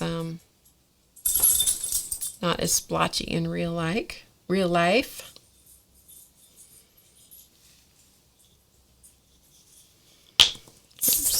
And then I dropped her on her head. So they still don't have the sparkle dots in their faces, in their eyes yet, but we're almost there. Keep dropping them, poor things. They're just so little to hang on to. And I've actually done them on smaller buttons than this. Thanks. Okay. Hello, Muppet. All right, the last thing, I'm not going to paint the whites of the eyes in on these because the whites of the eyes they're so little on these, so we're just going to let them be as they are. So I'm going to use white paint.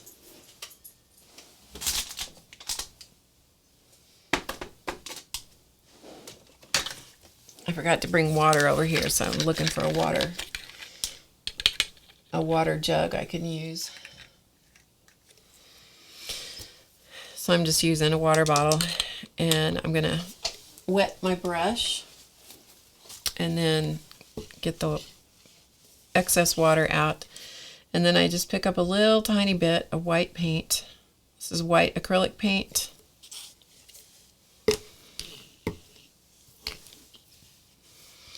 And she's only got one eye, so it doesn't really matter where I put the sparkle dot as long as it is where the pupil and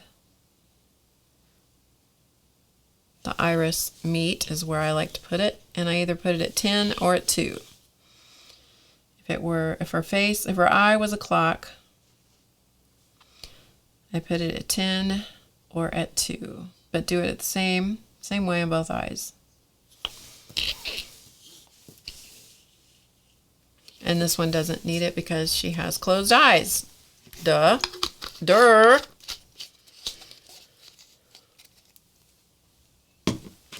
Okay, then I'm just going to clean out my brush in this water bottle. See? Because it added such a small amount of paint that it will set up and it will make your brush rock hard in no time at all. Okay. Good enough. All right, now there's some other things that can be done to these little faces that I probably won't do on this one, but you could, and that is I can use some sparkly paint, the glittering crystals it's called. I like that, and I can add that to the eyelids. And that just gives it a little bit of shine. I'm not going to do it on these.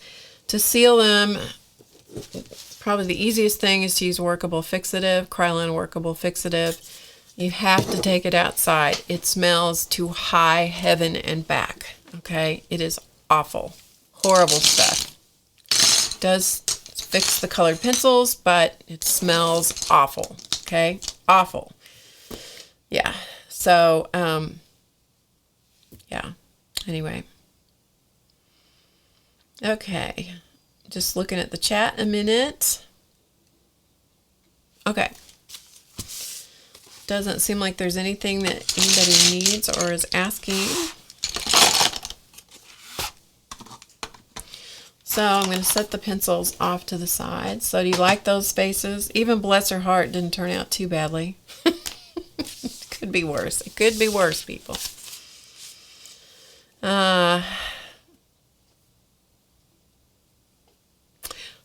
Okay, just reading the chat a minute. Okay, the next thing we're going to do is, what time is it? 2:52. We'll go for a few more minutes here. I'm just going to randomly pick one, and I'm going to add her to my little doll here. And because I left the shank on the button, that's going to be easy. So I'm using beading thread, which is my thread of choice for assembling dolls. This is silicone beading thread. That's what I prefer because it is strong and it's a very thin thread. And I left my thimble in the other. No, I didn't. Oh, almost had a problem not having a thimble. That's okay. All right. So I'm going to, let's see if I can get the shank straight with her face, maybe. I do like to put the faces on at an angle.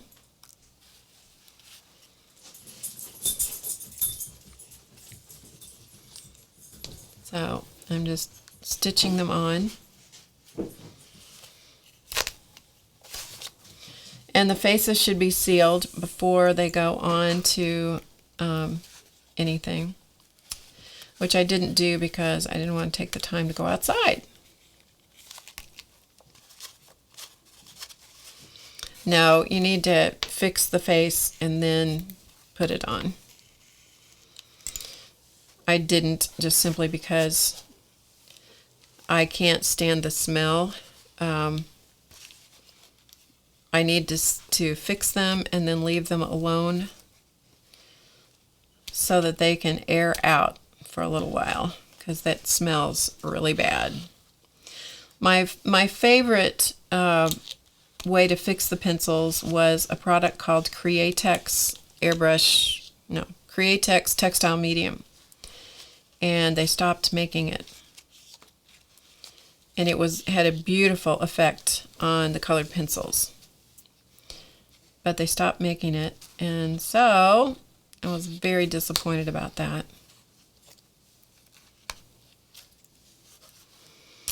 It is what it is. Stuff happens.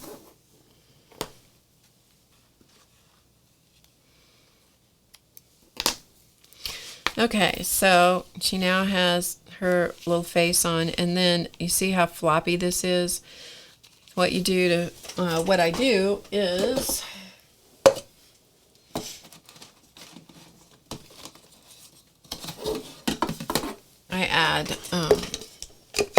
I use Crafter's Pick,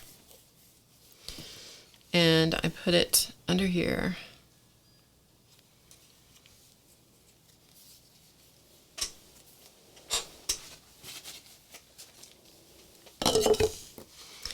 And then that just gets set to the side and allow that to dry. And that will keep the face in place where I want it.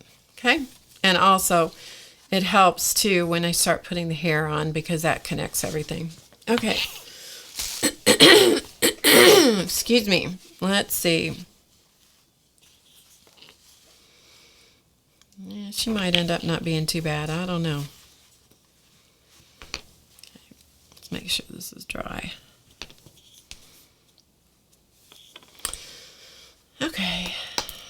This one is going to have to glue on because I took the shank off the back of it.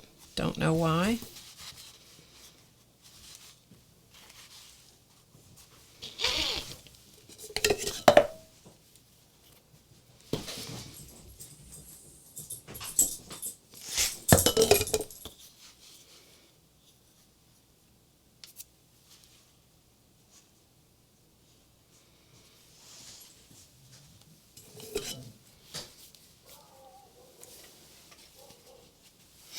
Okay.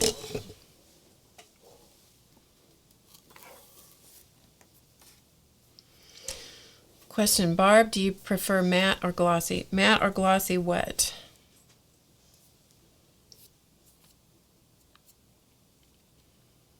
Depends on what the question, what product, I mean, Zandra.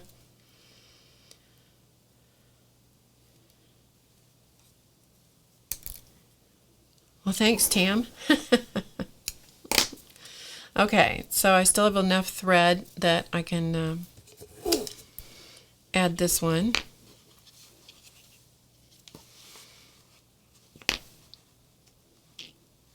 Spray. Depends on what I'm spraying. If I'm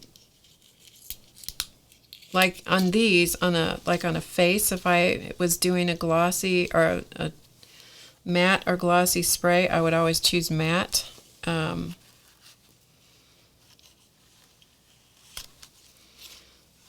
I would probably say that most of the time I would use matte for most things that I spray. I would have to say, yeah.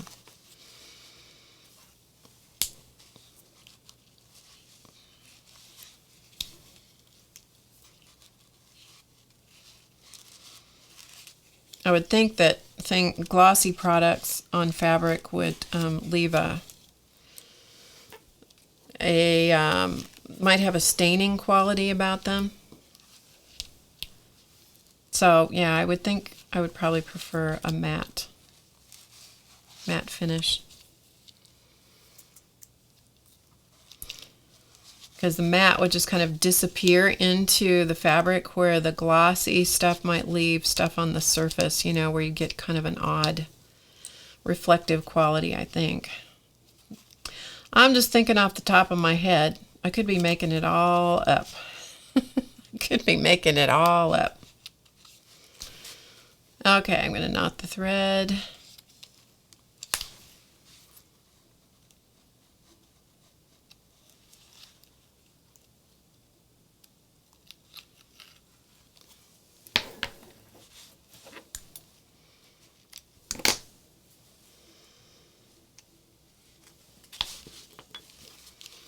Okay, and again, their heads are too floppy, so that's the reason for adding, and I use glue on my dolls all the time. Some fiber artists have a conniption fit thinking that you would actually incorporate glue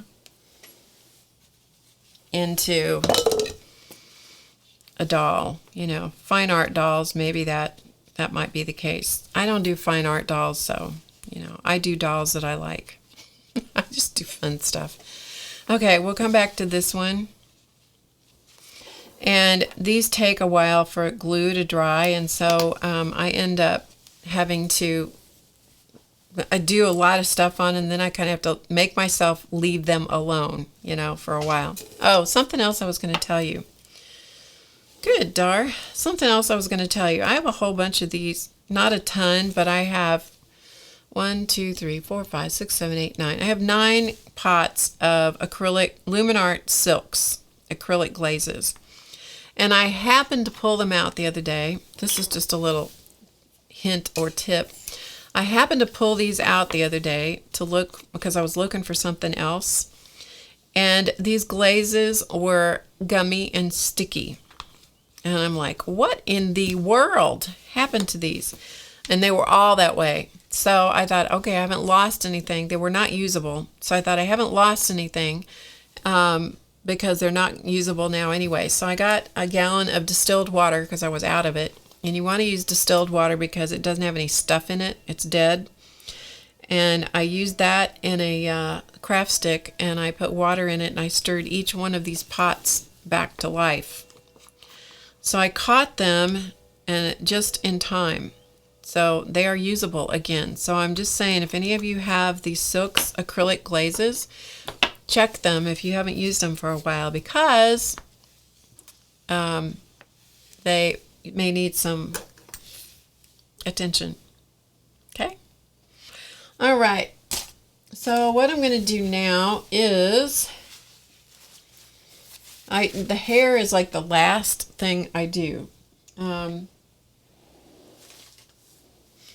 So I think what we're going to do is we're going to use these ribbons that Janice wrapped one of the packages in. This one is like perfection.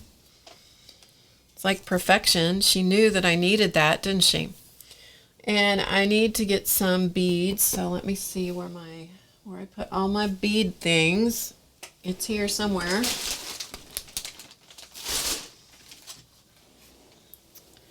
I have beads and charms and stuffs.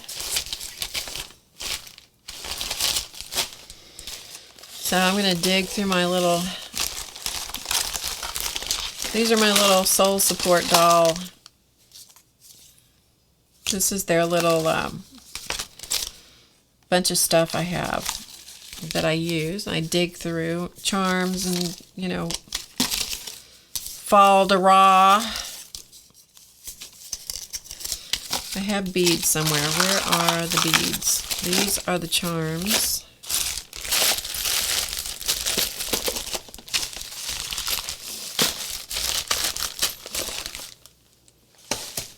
Let me pull out some. Oh, we have some beads that Janice sent.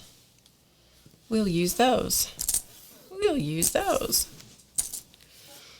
Yep, we'll use those. Those will be perfect. Okay, so I need to see which needle will work in this. Let me see. I use a beading needle if I have to, but they're so bloomin' hard to thread that I use the biggest needle I can get away with. So I'm going to use beading thread. And the other thing about beading thread is I can use it as a single strand. I don't have to double it when I do this kind of stuff, which I like. So I'm going to knot my thread, and this is the same Silamide beading thread, which is my favorite. I have it in several colors, but I tend to get it only in neutral colors. I don't get, you know, wildly, I don't have the same number of colors in this thread that I have in, you know, like regular sewing thread. All right, so what I like to do with these, and I have 1, 2, 3, 4, 5, I have 6 beads of that kind. And I have 1 of this kind. I don't know if I'll use that one. See if I got anything else in my little stash of stuff. 6 may be enough. We'll make it work. Okay, so what I'm going to do is I'm going to take this little ribbon that Janice tied around stuff, and I'm just going to kind of get an idea of where I want this ribbon to go, and I kind of meander it up the doll usually. So I just kind of meander from lower left to upper right. That's just what I happen to like. And then I will secure it down using the beads. So we're just going to go for it. And this is how I do these. I don't ever figure out in advance what they're going to look like. I just start doing them and let them unfold as I go. So I pick a spot where I want to start. And there will be a knot down here, and my attempt is to pull it through, which is what I did. Pull the knot into the felt, and then I'm going to just take a little extra stitch there, just make sure that the knot is not going to come out. The knot. Okay. So I have a loop of thread, and so I'm going to stick the tail of this ribbon through that. And I will give myself more ribbon than I think I want, because I'll cut it down later. And Muppet just went outside, and if you don't know about dogs It is the happiest time of the day when they get to go out and come back in, like they've never done it before. So she just made her entrance like, oh, I'm back home. And all she did was go outside for about 5 minutes. Okay, so I've stitched over that, and I'm going to add a bead.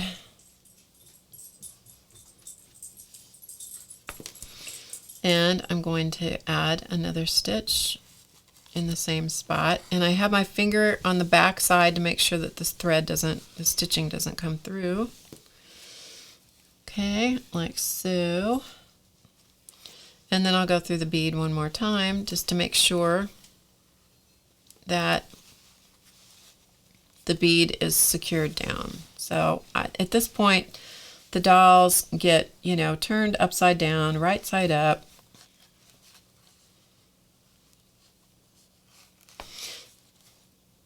And that's just how I do it, So doing this under the camera is more challenging, I have to say. Okay, so that bead it's going to look like the bead is holding the thread or the ribbon onto the doll. So at that point, I decide where the next one is going to go, and I have 6 beads. So 1, 2, 3, 4, 5, 6. Okay, so the next one about there. So I'm just going to take my needle up to about where I want the next spot to be.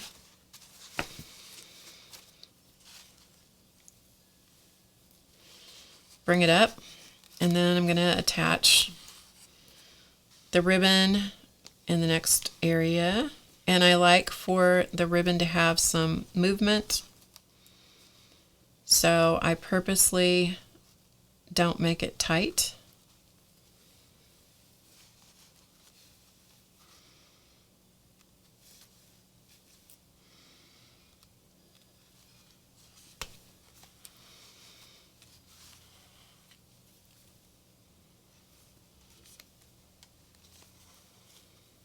So I do a couple of stitches, and then I'll take one up through the ribbon to make sure that the ribbon can't pull through. Okay. And then if the ribbon is not, if it's sticking away from the surface more than I want, I'll come back later and I'll either add a little bit of glue or add a little stitch to it.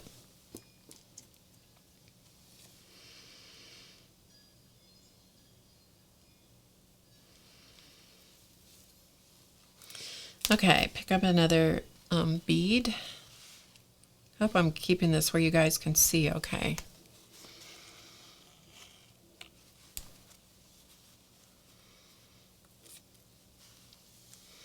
And then put my needle back through the bead again. And take another stitch just to make sure that it's going to hold in place. Dawn, are you streaming tomorrow? Dawn does great cards on Dawn's Craft Riot on Ustream also. 1, 2, 3. She usually does on Saturdays. Not always, but usually. Bye, Erica. Nice to see you. Okay, so we're going to pull this one up. And I literally meander this up the doll, however it is that I think I want it to go.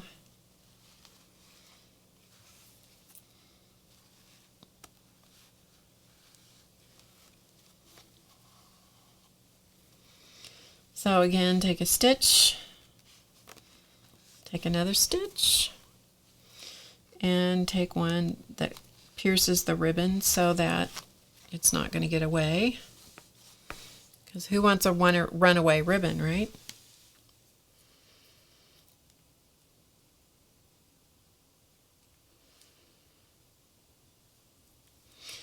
Okay, and I'm going to pick up another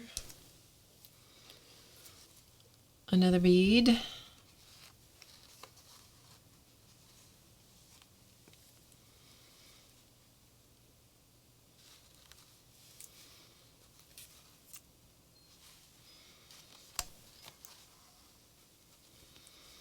So we'll see if I can get get up here to the top.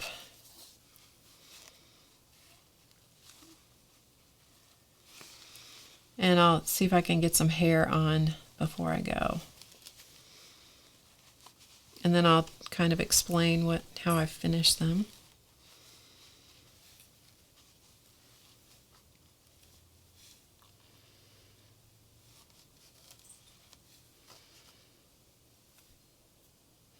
Not sure. Dawn's not sure. Okay, no problem, Dawn.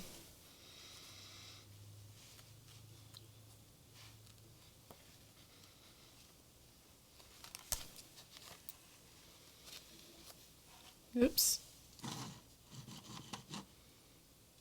Sorry. A little glitch there for a second.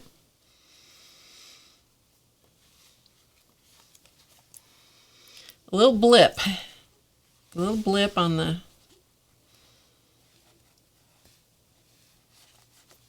Everybody had to wake back up. Okay.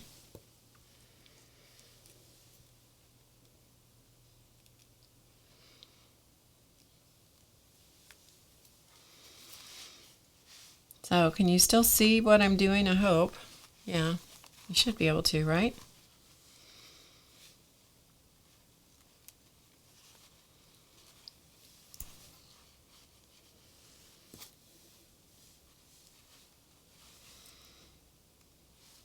Sometimes I do this with seed beads. Sometimes I do this with charms, you know, when I'm adding the trims or ribbons or whatever. Just depends on what the doll wants. And if you've never made a doll, let me tell you, they are bossy.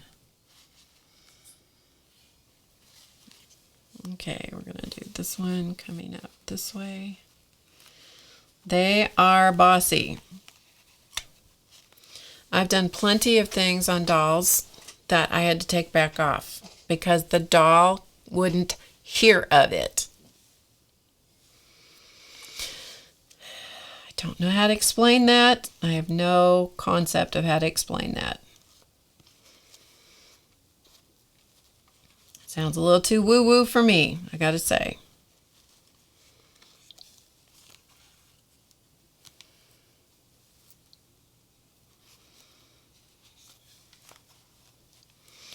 But it's the truth. They just will not. Sometimes you know, I've had to completely recostume a doll before because it wasn't right. The doll wouldn't have it. I don't understand it.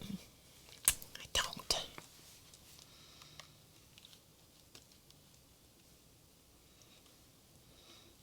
So did you guys know that on YouTube you can actually scroll backwards while the stream is on? If you miss something, you can actually go backward in time.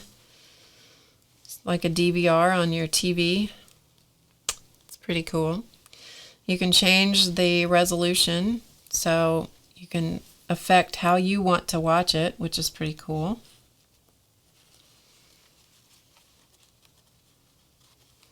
I am the boss of my dolls. It's unfortunately not true, Rain. It's unfortunately not the truth.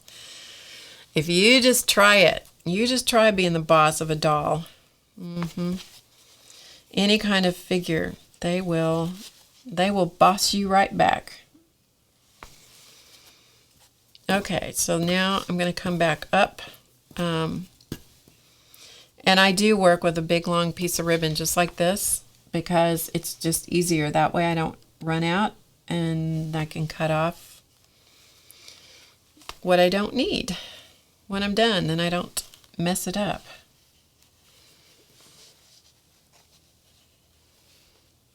Exactly, Sandy. She had a canvas that an elephant wanted to come out of the canvas, and she ignored it, and it didn't turn out. I'm telling you.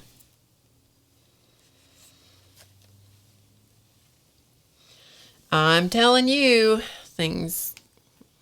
You think that you're the creator of whatever you're doing? I think you're merely the vehicle through which it arrives.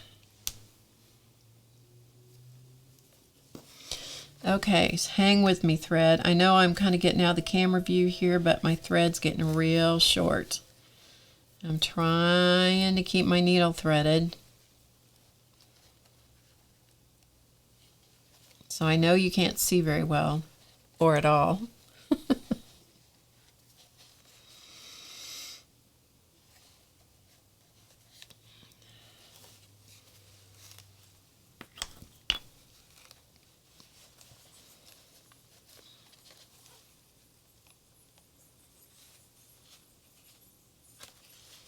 Okay, now I know you won't be able to see, but I got to knot my thread. And as I said, my thread is really short, so I'm having to work real hard here to get this knotted.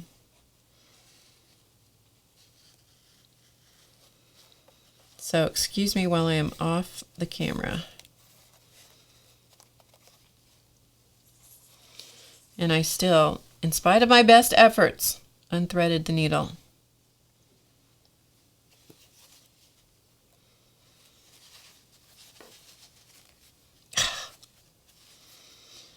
Rotten thing.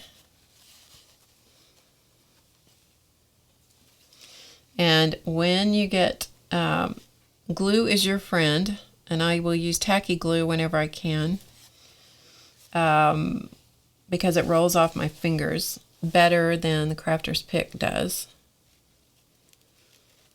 So it is not uncommon for me to secure threads and knots and all that with a little bit of tacky glue.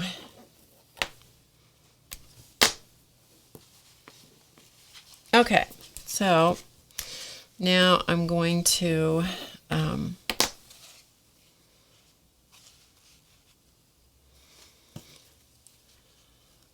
just going to cut this kind of long, and then I'll see what I want to do with it. Okay, so down here, this is a little too close to the same length as that, so I'm going to cut this considerably shorter.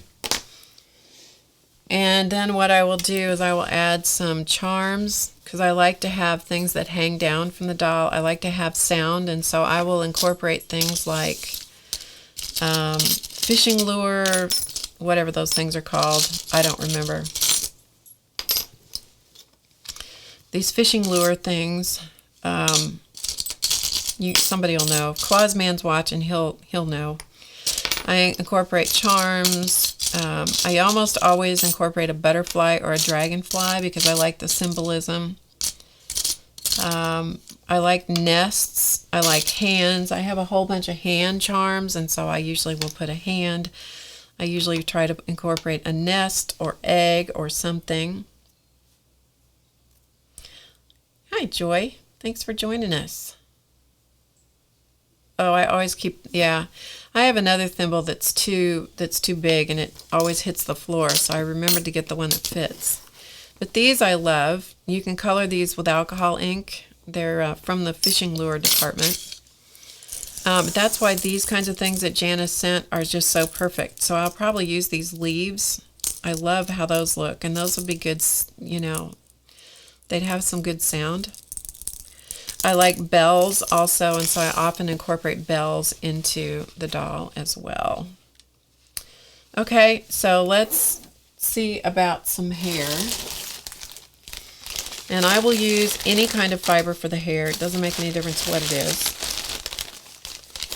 because mostly what I'm after is color. And I like to put in one little bit of something, you know, something that is unexpected. So we will take a little curl of this stuff.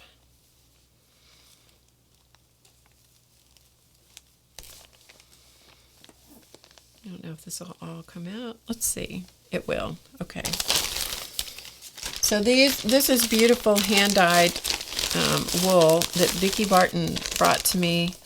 This is Kai Mohair, natural colored Angora goat, and no website, but she does have an email address if you're interested in something like this. Kai, Kai1 Mohair at yahoo.com.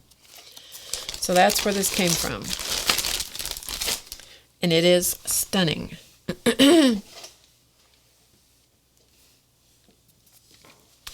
Okay, and so what I'm going to do is I'm going to take these little fibers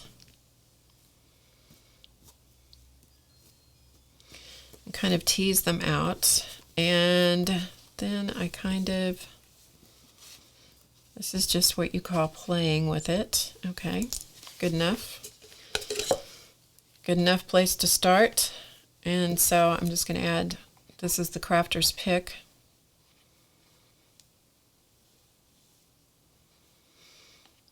So it gives me a place to begin with the hair. And I have my glue, where am I? I have the glue in the, standing upside down in the can. Okay, and so I'm going to lay her down into the glue. And then at that point, I'll just take some tacky glue, because I'm away from the metal, so I don't need the glue that adheres things to metal easily. So I'll just put a glob of tacky glue out here on my mat, and then I'm going to try and stay out of it. Wish me luck, people. Wish me luck. And I use pins. Just this is my old trusty hen chicken pin cushion and a cruddy pin. And then I start putting glue here and there. And then I just start shaping her hair. Okay? And you always have to have something to keep your hands clean, because there's a lot of glue involved here. And if a person were smart, which I'm not, because I'm pushing the envelope. If I were smart, I would let this completely dry and set up in the back before I went any further. But, you know, that's just not how I roll. And because we want a little bit of this unexpected color, I'm just going to cut a little bit of it.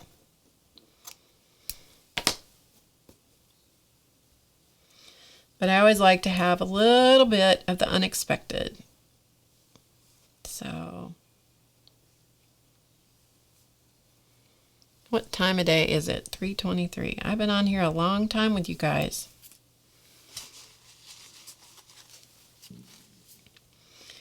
So I'm going to take a little bit of this.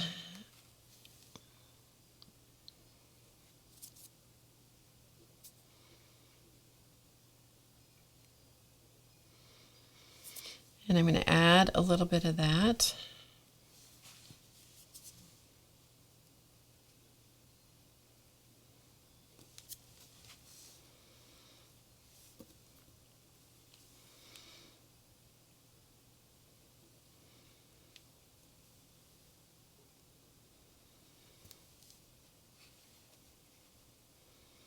And you just keep playing until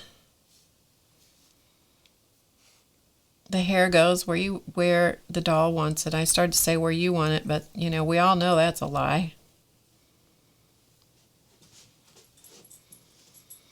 And glue and fiber can be very messy business. That's why the tacky glue is so nice, because it will roll off your fingertips. Oops, put the head of the pin right in the glue.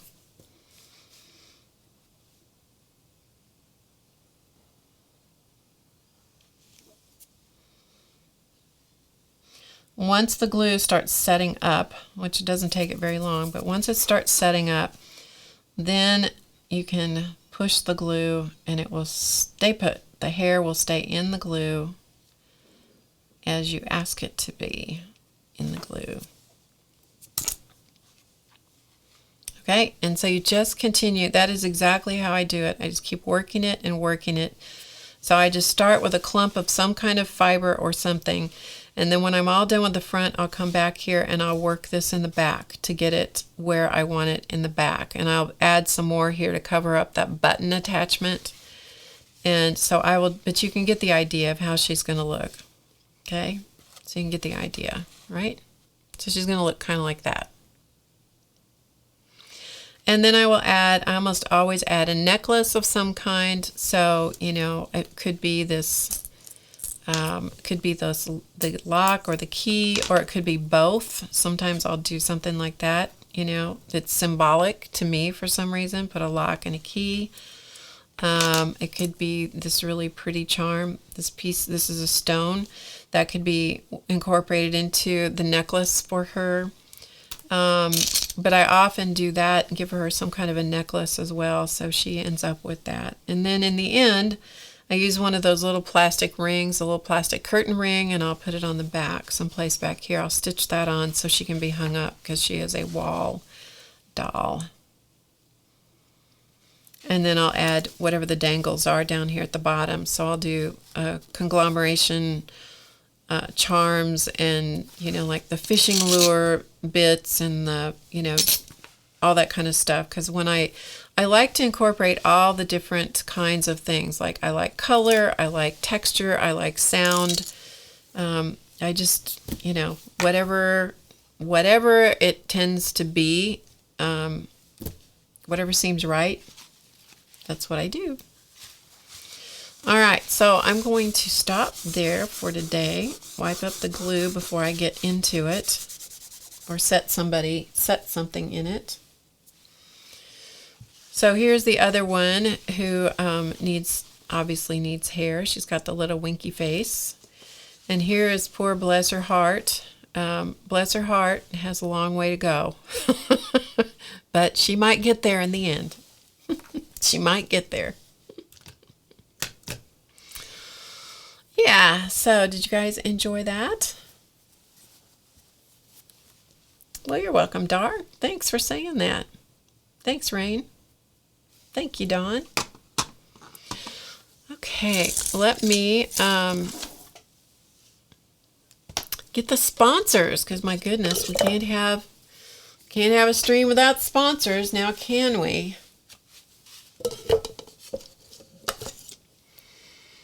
My glue is kind of out of the way. So had any of you guys noticed that problem with silks before? That they dried out? I suppose it's just like any paint, where they'll dry out if you don't use them. Oh, here's all my other charms. Good grief, right in front of me. I'll show you this stuff before we go. I'll show you this stuff. These are all my other stuff. If it had been a snake, it would have hurt me badly. Would have hurt me a whole lot. So this is my combo platter of stuff that I use on these. So these are just all kinds of charms. I almost always put a wing on them. This has wings, it has hands, it has just all kinds of stuff. They're not expensive charms, they're just ones that mean something to me. Sand dollar, a music treble clef. These are some beads I made out of paper clay, and some of them I painted, like this is painted. So I have that. I have some beads that other people sent. I have butterflies. I have all charms of butterflies. Some Tyvek beads, some paper beads, some a smashed Coca-Cola cap. I don't know why. I picked that up when I was walking one day. Anyway, there's a bunch of stuff like that. There's stuff in here that's like zipper. There's charms, bird nest charms. This is from an old purse. This is like zipper pulls off of something. So nothing is sacred. Nothing. I'll use it on anything. These are fabric beads. Then I have different kinds of dragonfly charms and beads, and then bells. So there's little like cowbells. Lots of feather charms. Other beads. These came from Vicky. This heart came from somebody. I don't know if that was Dar sent me that. Somebody sent me this heart.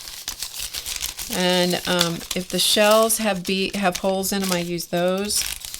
These are fetishes that are mother of pearl fetishes that I got, a whole bunch of them. I like those also. They're in different shapes. So different kinds of little beads. You can just kind of see the little stuff. So all this stuff, all of that stuff lives in this little container. And then that way, when I get ready to do them, I just pull my containers out and I have my Soul Support doll stuff all together. So,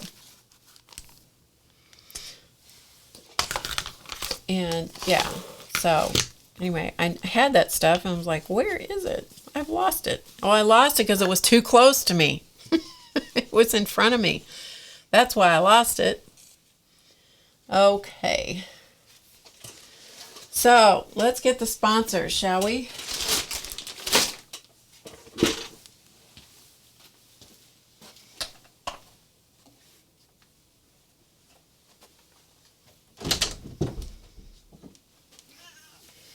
Hi, you coming up? You coming to see everybody? You gonna come say hi? You are? Oh, you had a hard life in there, didn't ya? Life was hard today, wasn't it? I know. No sunshine. It's bad news. We had no sunshine today. Yes, there was no sunshine. Whoops. There you go. You got to lay down so they can see you. So they can see your face. Yes. You got to lay down so they can see your face. Charlie, are you coming up? Camera's a little crooked. Sorry. Whoops, that's the wrong way. There we go. That's a little better. Are you coming up to say hi? Are ya? Are ya coming up? Okay, come on. Oh, wow. I moan and groan every week trying to lift them up. It's because it's true. They're fat. Fat cats. Okay, lay down here so they can see you. Yeah, so I'm trying to get my monitor so you don't have to look. So you don't have to look in the monitor. Oh, this is the wrong monitor. Sorry. I got 4 monitors strung across here in front of me. There's 4 of them. And so sometimes I misjudge and don't get the right monitor. And that was what happened there. Okay, so there's Charlie. He's monopolizing the whole thing. Charlie and his cruddy eyeballs. Every week he comes to the table with cruddy eyeballs. Yeah, you're gonna have to get up here so they can see your pretty face. Can you stand up? There you go. Can you get up here so they can see you? There you go. Okay. Whew, it's an ordeal here, people. It's an ordeal, I'm telling you. Anyway, thanks for joining me today. I really appreciate you being here. And I will be back next week, same time, same place. Hope that you guys they're not flat, they're fat, they're fluffy. That's right. It's kind of like the rest of us. Oh, now it's time for Charlie to have a nap. He's tired of looking at you guys. He's just going to have a little nap. These are the sponsors. We call them the sponsors because they let me stream, don't you know? They let me stream. All right, everybody. I will see you next week. Hope you have a wonderful weekend, and I'll see you around. So everybody have a great rest of your weekend. See you next week. Bye, everybody.